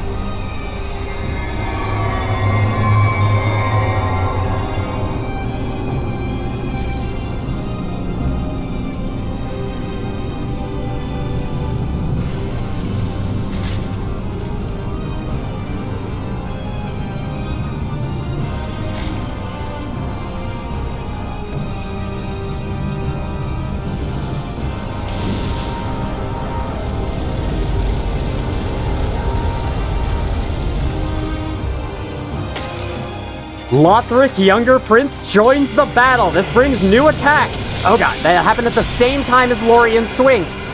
Whoa, whoa, whoa, whoa, whoa, whoa. I got super lucky there. The objective here. Oh god. Okay, after that, I think, yeah, Lothric launches another projectile at you. The objective here is to kill Lothric. You can attack Lothric at the same time as Lorien with a well-aimed hit on their back. Otherwise, the only option is to drain Lorien's health once again. This will cause him to go down briefly, but open up Lothric for some hits, although Lorien will be revived shortly after. So, I might not win this. Oh god. I do wish to do this fight with the axe, possibly even the Irithyll Straight Sword. It's possible they're weak to magic. Ow. But you may rest here too, if you like. I mean, the room looks pretty nice. I would like to rest here, but after I kill you, let's try Irithyll Straight Sword on them.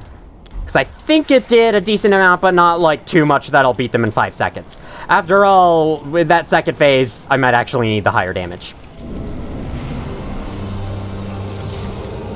Lorien always teleports as soon as you re-enter. Oh, nice. I was attacking, so I couldn't dodge that.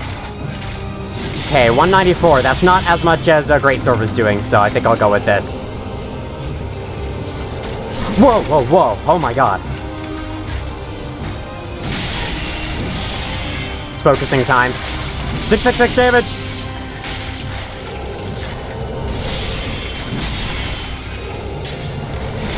Had a third hit there, which he teleported for. Ow. I dodged, so buffer. Ow, my god. I think I could have dodged that, but I didn't expect it. I was scratching my face.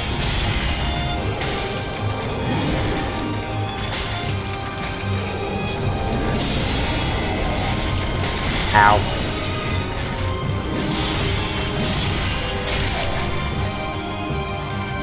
Could have gotten some hits, but it's fine.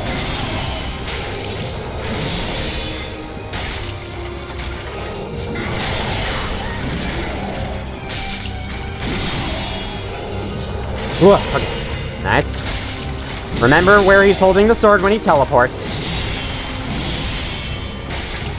Boom. Second phase. Whoa, whoa, whoa! I did not expect you to teleport there! Why'd you teleport there of all places? Okay. No, not there! Oh my god. It's a good strategy. Okay, watch out for that. I should have gotten some hits in on Lothric. You can beat the fight so much faster if you take advantage of that. Ah, okay. That did not go well. But you may rest here too.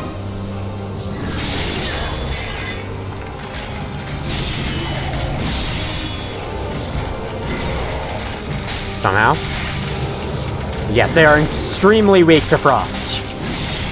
Good to know. I'm out of stamina. Gonna let it recharge a bit.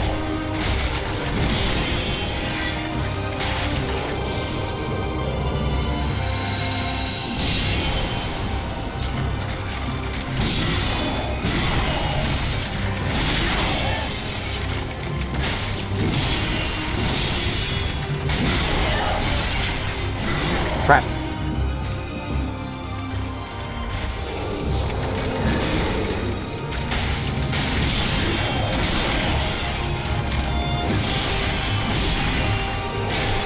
What? I interrupted the teleport. I didn't know you could do that. Oh, that's bad. That's okay. That's fine, actually. Didn't do that much damage. Oh no, that's bad.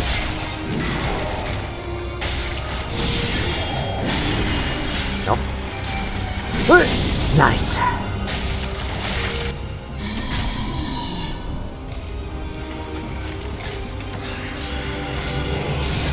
Man, they really like to teleport in the direct path of where you're going, don't they? Oh my god. Okay.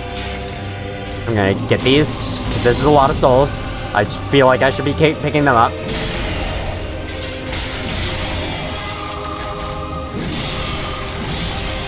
Trying to hit Lothric? Nope, didn't hit him. Somehow. Okay, now? Yes. Okay, nice. Definitely trying to hit Lothric on the back as much as I can. Bad. Shit. They can really close distance really fast. Your heal timings need to be more precise than ever. Oh. He's probably gonna teleport to one of the sides. Okay, seems to teleport near you every time that happens. Okay, more coming out, more coming out. More projectiles. Whoa, okay. This teleport's really fun. It keeps you so on edge.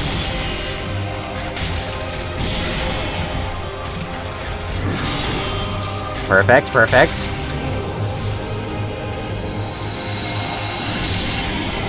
No, oh my god, he cancels out of that really fast if you get it close. Good to know.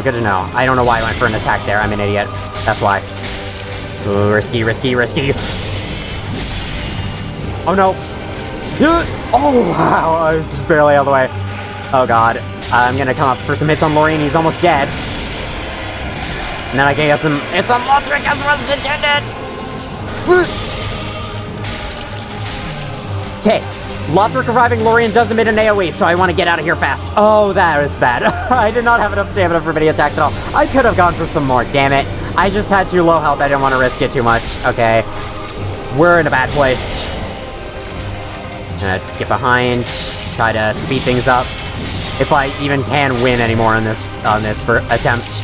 That's a lot of damage against Lothric. You like to see that. Lorian's almost dead again. Oh, man. Okay.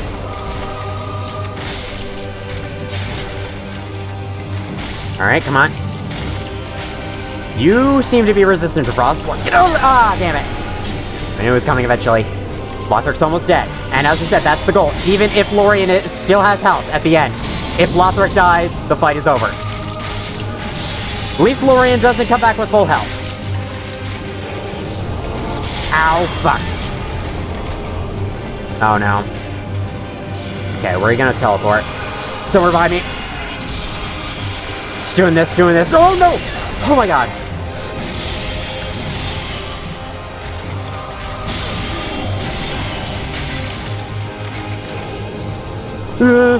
Oh, no. Okay, watch out for the thing Lothric throws, and then heal. Last to last, come on.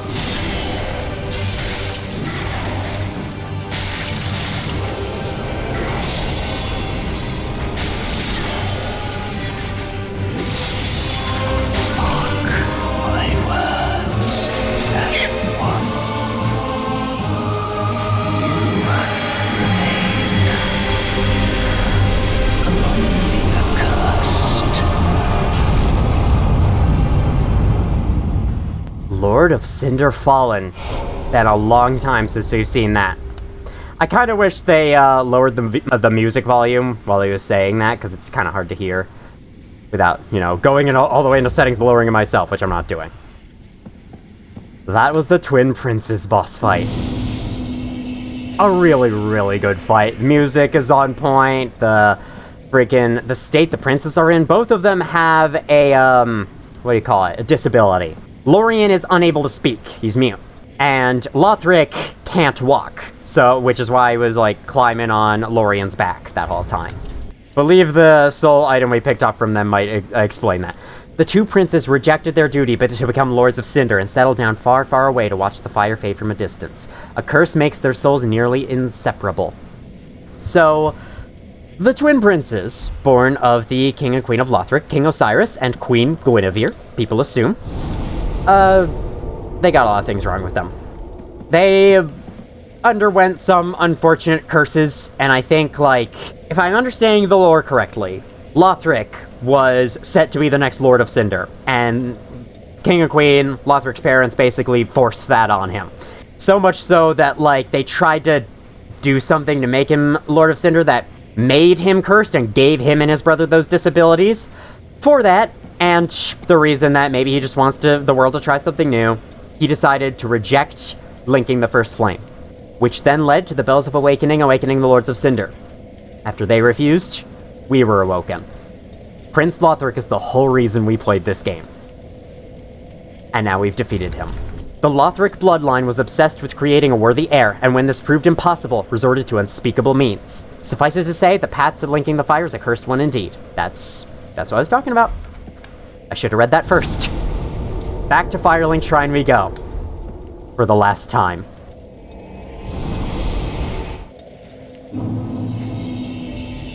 Okay, where to even begin?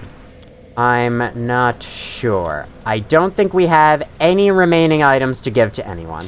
We've already said goodbye to Orbex, so I guess we might as well use the talk option on the remaining NPCs, just to see if they have anything new to say for us getting this far. Heed my fear of the fire. Oh, believe me, I'm fearing this fire. I'm so scared of this fire. I run away from it all the time. Do not be gone for long. What is a teacher without a pupil? You're probably going to tell me a tutorial that's way too late, but I don't really care. Oh, by the way, if you find any Estus shards, I have all of them, dude. Alright, I don't think we're going to get much new out of you. Pretty be careful. I don't want to see my work squandered. That was a terrible impression. Hello, Carla. Ah, hello again. Thank goodness. Yes. Yes. You require my sorceries, I presume? Do you have any left? No. There is one thing. And there's the darkness within, man. I guess I am peering into it. Do stay safe. There. Let her full dialogue play. Unfortunately, everyone else is gone. Irina's in the room over there. We will go see her, but Yoel's dead, and I'm not exactly going to say goodbye to his corpse, so... Hey, Leonard. I haven't progressed your quest at all, and I'm not going to at this point. Do you have anything to say? Now invade and pillage all you like. And if you grow weary of your duty, you too may become a finger. Come on, give yourself to Rosaria of the Cathedral of the Deep. Nope, clearly no. Nothing new to say. Let's transpose the Twin Prince's soul. Aha. Interesting. We've killed the final... literally killed all the Lords of Cinder, and you have nothing new to say. The soul of the Twin Princes gives us Lothric's holy sword. Prince Lothric's straight sword, blessed by Emma with potent magic. Young Lothric was meant to be a champion and was expected to wield this platinum sword, but some things will remain distant dreams forever. Sacred Lothric Light. Assume stands to imbue sword with sacred light, and use strong attack to release light together with a great thrust of the sword. I actually kind of considered using this weapon from this point on, because it's a pretty standard straight sword. You upgrade it enough, it'll become fairly strong. It has a cool skill, but I think, nah. I'll buy it anyway, but I think I will still keep using Earthel's straight sword. Lorien's great sword is the other one. Ultra great sword of Lorien, Prince Lothric's older brother, cast in smoldering molten meal and stained... Steel and stained black. Before Lorien embraced his brother's curse, he was a knight who single-handedly slayed the Demon Prince, but the victory eternally scorched his sword with flame. He defeated the Demon Prince, the boss from the Drag Heap, or at least some form of the boss from the Drag Heap, since one of the demons down there reawakened into the Demon Prince. Well, I guess we've defeated the Demon Prince as well in his honor. For some reason, it doesn't cost any souls to get. Flame of Lorien. Lunge forward, just transform Smolder into flame, and follow with strong attack to launch flame across ground. Well, that's every soul transposition item. We've looked at all their descriptions, I think, all their stats. Well, every soul transposition item for now, at least. And you... no. I took the mantle of Lord of Cinder of mine own volition. I speak these words with pride. Choose thy fate alone.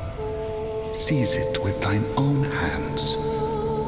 All the more should thy fate entail such foul betrayal. Okay, I think he's saying, you know, choose your fate alone, as in, I'm not helping you with it. I'm not helping you get the Age of Dark, yet I transpose weapons for you still. But, I mean, to be fair, I haven't used any of the weapons he's transposed. Funny thing is, I don't believe anyone ever comes up over here. This is just an empty corner, here to make it symmetrical and nothing more, which I guess isn't the worst idea. Oh, None of you recognize what I did, do you? Oh my god. Aha! She's selling Cirrus's set. Formed of a silk veil and silver headband, sunless nights serve the nameless moon, and perhaps it is for this reason the attire casts a feminine silhouette. Well, I'll buy that, I guess. May even wear it. Lorien's Helm, armor of Prince Lothric's older brother Lorien.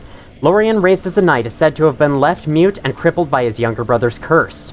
It is also said that Lorien, in fact, wished it so. I'm assuming Lothric did not, but they were still, good brothers by the end. Glad to see it. Oh, you can buy this. This is probably now that we've discovered Blackhand Gothard. There's a limited quantity, so I might as well take it. Can I take this? Twin Deer set. Okay, I have bought every set that I can see that has a limited quantity. I hope I'm not missing anything aside from that. That's all you had. Because you know what we're about to do, you probably wouldn't be too happy accepting level ups from me. So, I'll go over to Irina the Firekeeper, who isn't going to do her job for much longer, I'm afraid. While we're on the way to do that, though, I saw an item down here, an item that I'm pretty sure wasn't here before, and also you looking off an edge. I don't really remember you. Perhaps that's because you're new? I don't know, I don't really remember you. Over here in this hidden corner, though, is Cirrus. Dead. I'm not surprised at this one. She did say, after all, that now she can die in peace. Sunless Talisman, and on this, the Sunset Shield. Shield of the Holy Knights of the Sunless Realms, engraved with a brilliant flame crest that burns brightly within the Order's customary sunset colors. This design symbolizes those who both harbor and oppose the power of the flame. Talisman given to the Knights of the Sunless Realms who serve the Nameless Moon. Scales with intelligence, which is rare for a miracle catalyst, but makes it compatible with the dark. In the Sunless Realms, this fact is related first as an initial warning. Unfaltering prayer, increased poise. Now, while we're on the subject, I have to say, Cirrus's name and her surname, I guess, kind of go pretty well together. I mean, she's Cirrus of the Sunless Realms. Cirrus is a type of cloud, although it's spelled differently here. Oh my god, she's a Lakitu! There's no other explanation. Secretly, she's the one controlling the camera in this game. That's why the camera sucks so bad. Greetings, Arena. Maybe the last time we speak, but I have a little ritual that I'd like to do at the end of this playthrough. I did it on my first playthrough just for pure fun. That is using every single soul item that we have. It's gonna take a while.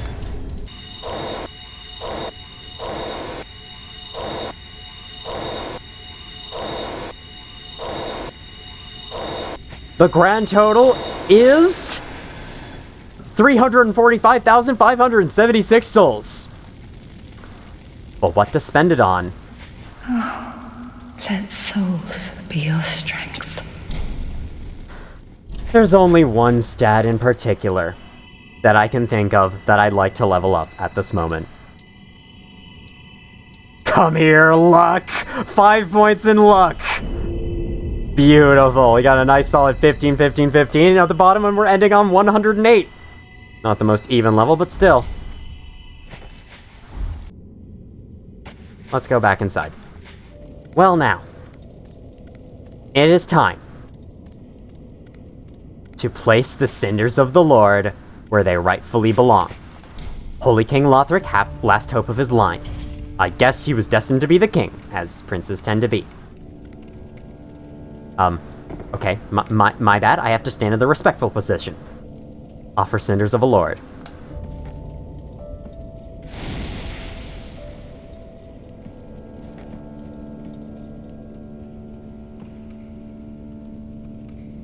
All that really happens is the Firekeeper moves to the center bonfire.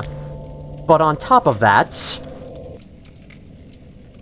the Shrine Handmaid now sells a Titanite slab for 30,000 souls. Only one. With this, I believe we have now seen every single Titanite slab in the game. There are 8 slabs in the base game, 3 slabs in Ariandel, and 4 slabs in the Ringed City for a grand total of 15 Titanite slabs. Compare that to Bloodborne's equivalent of Titanite slabs and how many it had, and you can tell that they definitely wanted you to try more weapons in this game.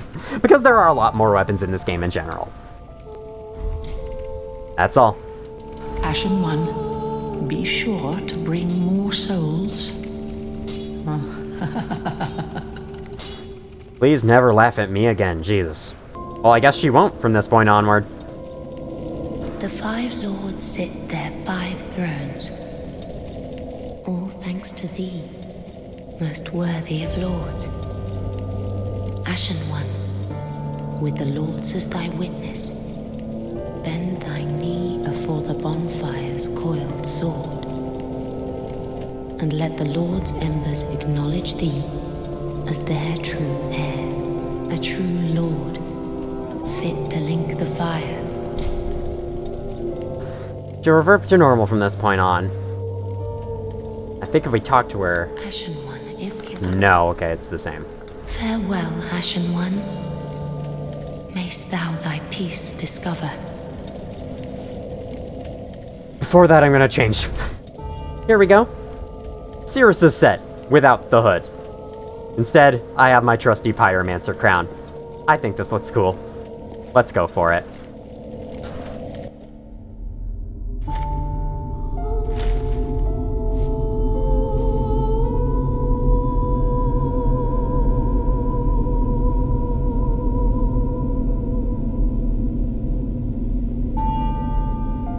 Noble lords of Cinder, the fire fades.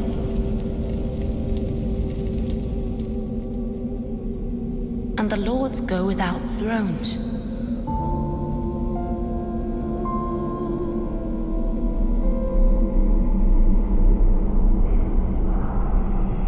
Surrender your fires to the true heir.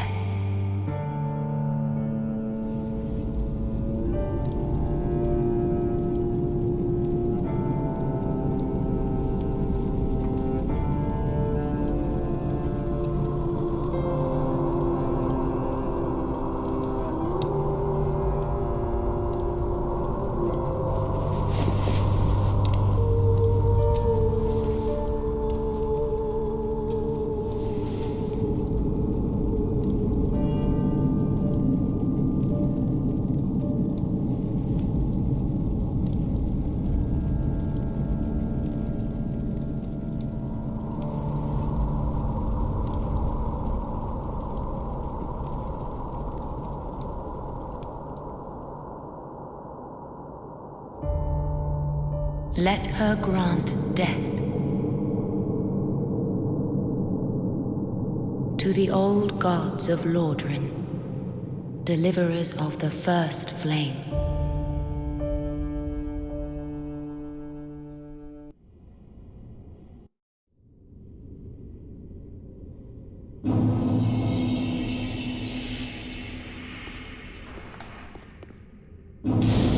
Feels so weird to be here already. Honestly, I know it was a long playthrough, but it doesn't feel like it. I did not mean for every single video of this playthrough in this playthrough to be 2 hours. That's just how it turned out. Very sorry about that. Well, Firelink Shrine is emptied itself, and a new passageway has opened up.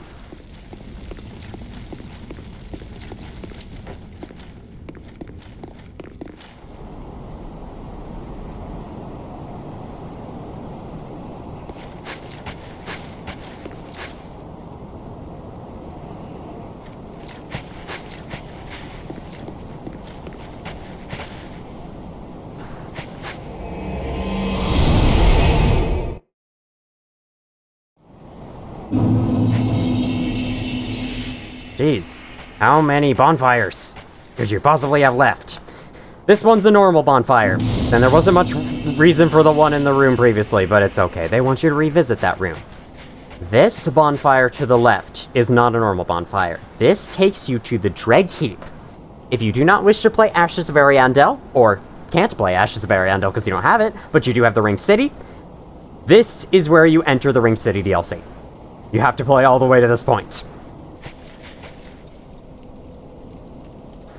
Speaking of the Dreg Heap, this is basically it. This is the Dreg Heap right here. This was here in the base game on launch. It's kind of like a prelude to it, or a first look at it. There are 2 NPC summons available here. Yuria of Londor and the Londor Pale Shade. Of course, they are only available for summon if you are still Lord of Hollows.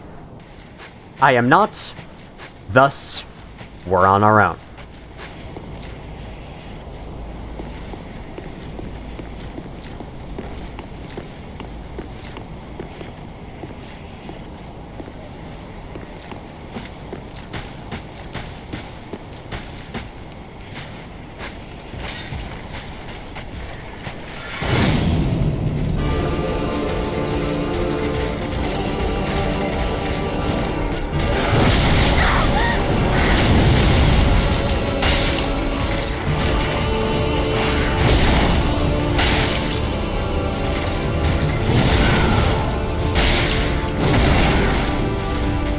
The Soul of Cinder is an amalgamation of everyone who has previously linked the First Flame, including your playable characters from the first 2 games. As a result, they have a lot of movesets. They were using a straight sword just now, but now they changed the coiled sword into a spear, and are now going to start using a spear plus some miracles.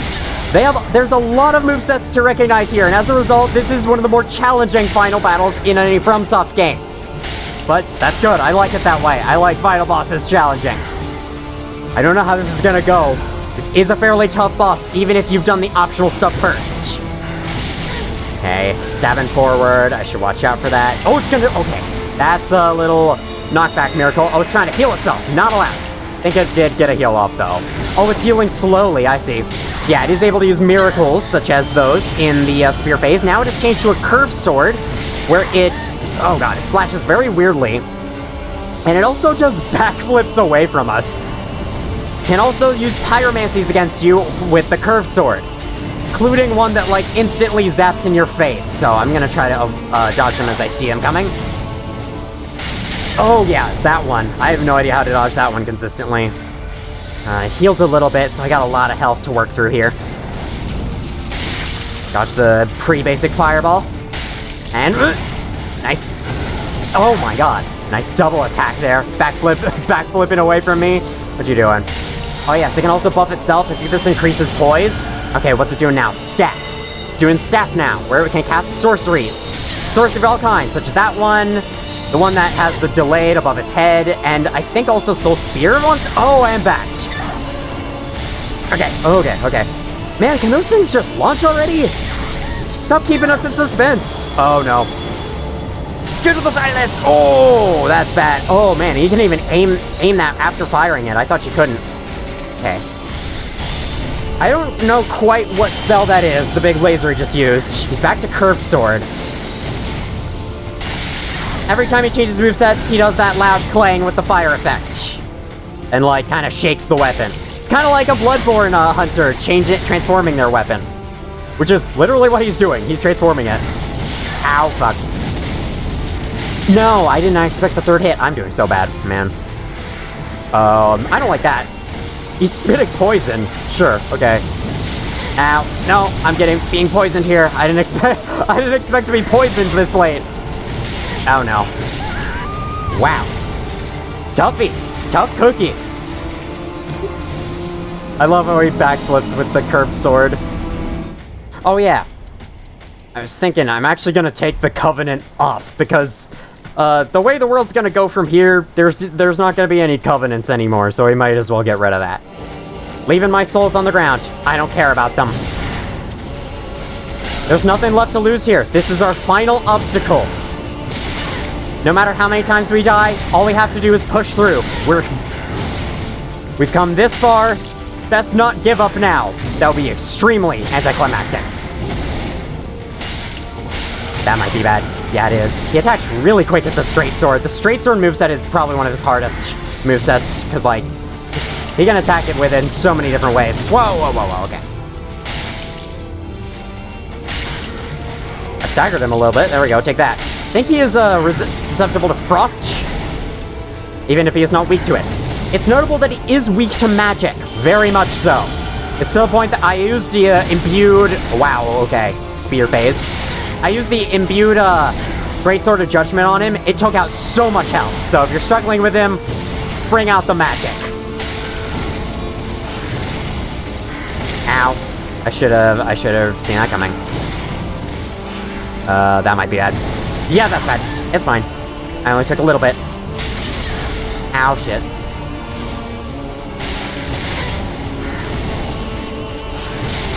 Why am I an idiot? Now he's healing himself slowly. Let me try to counter that with some attacks of my own. Now he's using curved sword. Okay. Ooh, nice. I'm gonna get a lot of hits in, but keep enough stamina so I can dodge that. Oh, okay. Spear and poison. Ooh, that builds up quick. Let's just run away from that side of the arena. I don't want to be there anymore. Just going for an attack. Alright, he's increasing his poise or something. I don't know how much that's gonna help you, bud, but... Oh.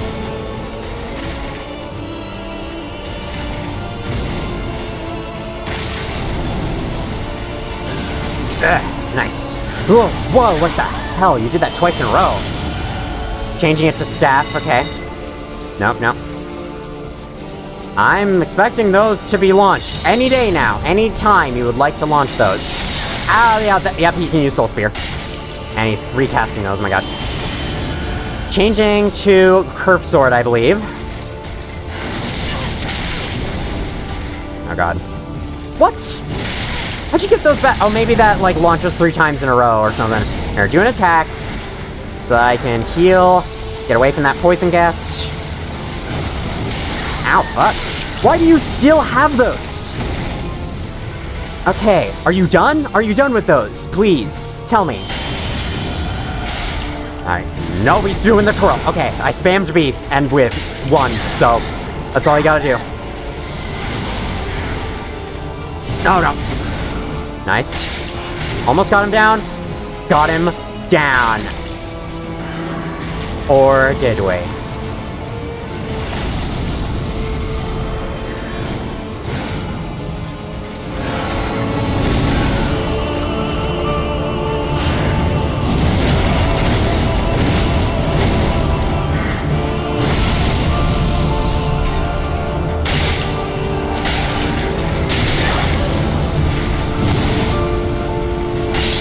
The soul of Cinder now takes on the form of Gwyn, the first Lord of Cinder and the final boss of Dark Souls 1. His moveset is now very similar to said final boss, but with a few new attacks. He's able to do the 5-hit combo that he did at the start of this phase. That attack is unique in this game. It ignores your invincibility frames if you get caught in it. The telegraph is when he holds it up behind him like that. Yep, I'm being hit by all 5. All 5 hits. Can't avoid it once you're caught in it. Kind of weird, but whatever. Other than that, you can do this lightning attack, where the lightning will chase you after a random amount of time. I got stuck. That's about it. And I died. Yeah, I died. Close though. He does have less health in this phase, so let's try to do better next time.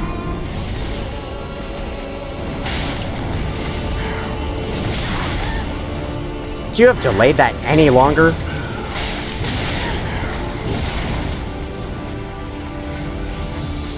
What are you doing? Rated.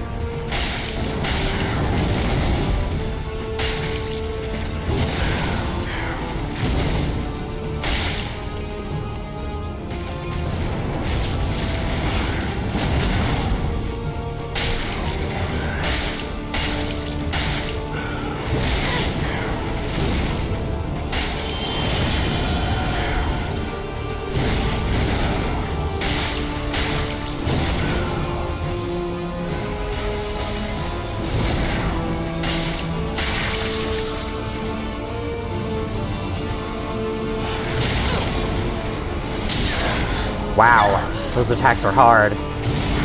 They're so delayed.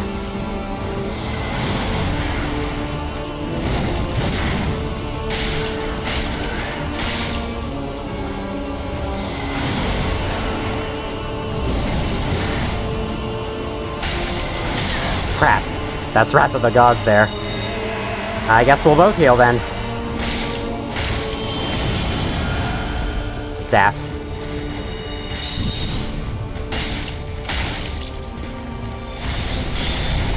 Wow, that comes quick. Nice. Dodge towards him when he does that. That seems to avoid both of them pretty well. Oh no, this.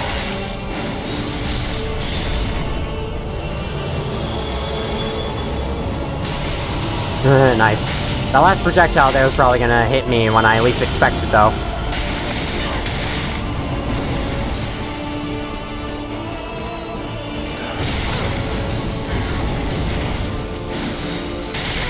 Ow.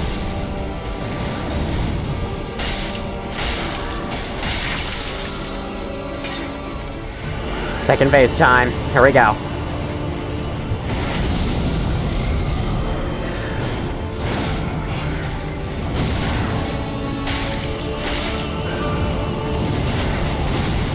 We're out of there.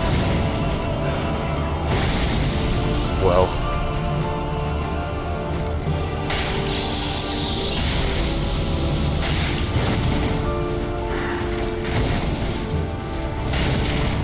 Wow.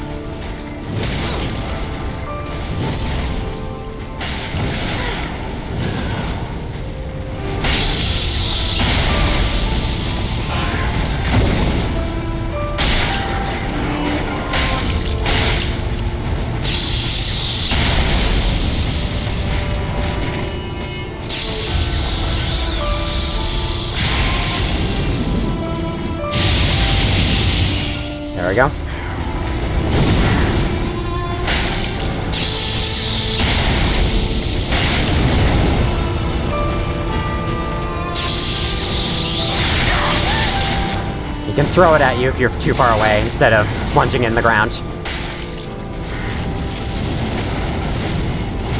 Nice. Managed to avoid the damage, too.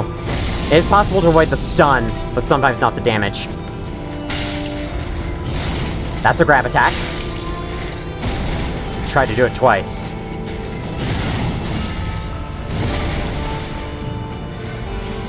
Not risking the combo.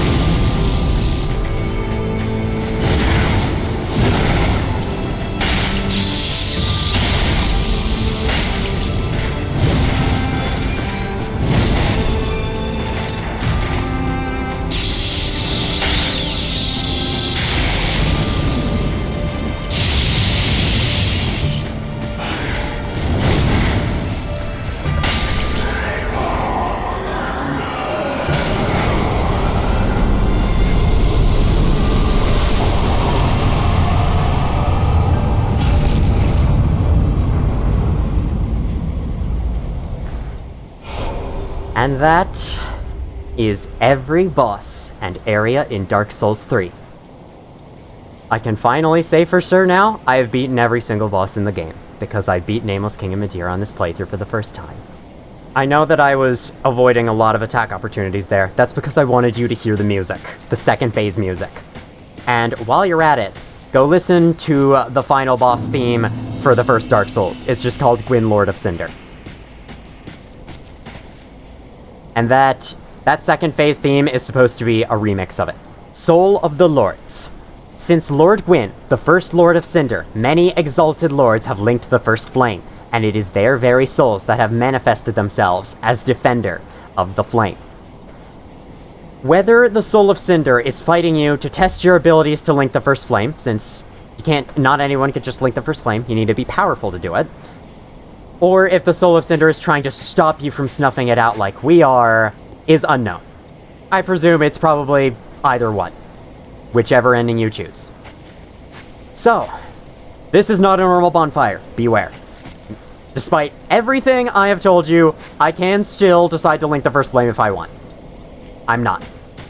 Instead, we're gonna summon the Firekeeper to help us betray the entire world.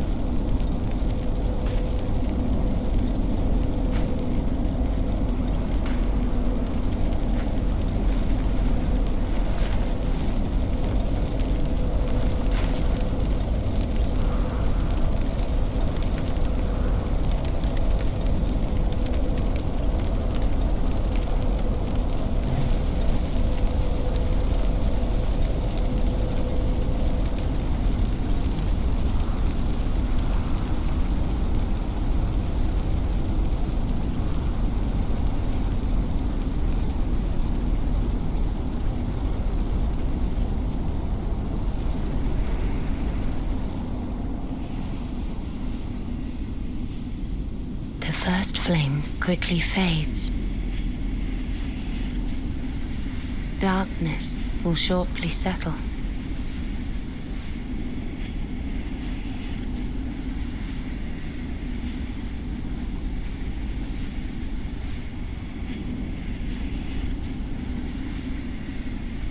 But one day, tiny flames will dance across the darkness.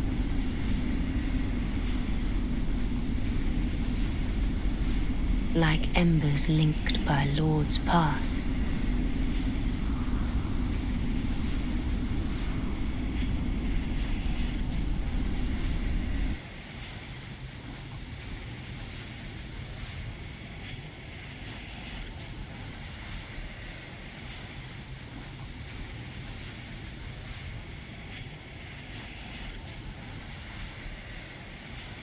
Ashen One, hearest thou my voice still?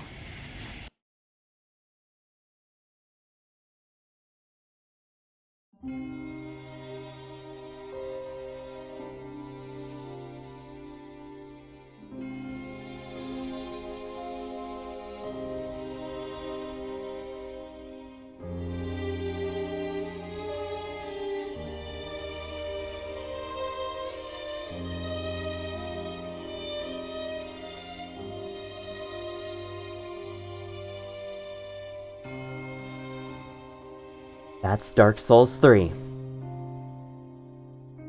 I hope I've done my job in showing the fun side of Dark Souls. 'Cause everyone's gonna tell you, oh man, this game's super difficult. It's only for real gamers. You're gonna be fighting for your life in a world filled with despair. I don't think the game's like that at all. Like, yes, it's hard, you're gonna die a lot, and often, to many things. It's gonna feel like you're gonna be stomped on occasion. But it's all about learning how to counter those enemies that are stomping you, and then finally defeating them in return. That's where the fun of the game lies. It may be frustrating in the moment, but once you finally get past the boss, or the area full of enemies you're struggling with, there are fewer better feelings in gaming to me than that. But I don't want to undermine this game's difficulty, because I do think it's really hard. Just as there are people who will say, oh, this game's too hard, it's impossible, or something, there are just as many that will say, oh, it's easy, you just dodge and attack.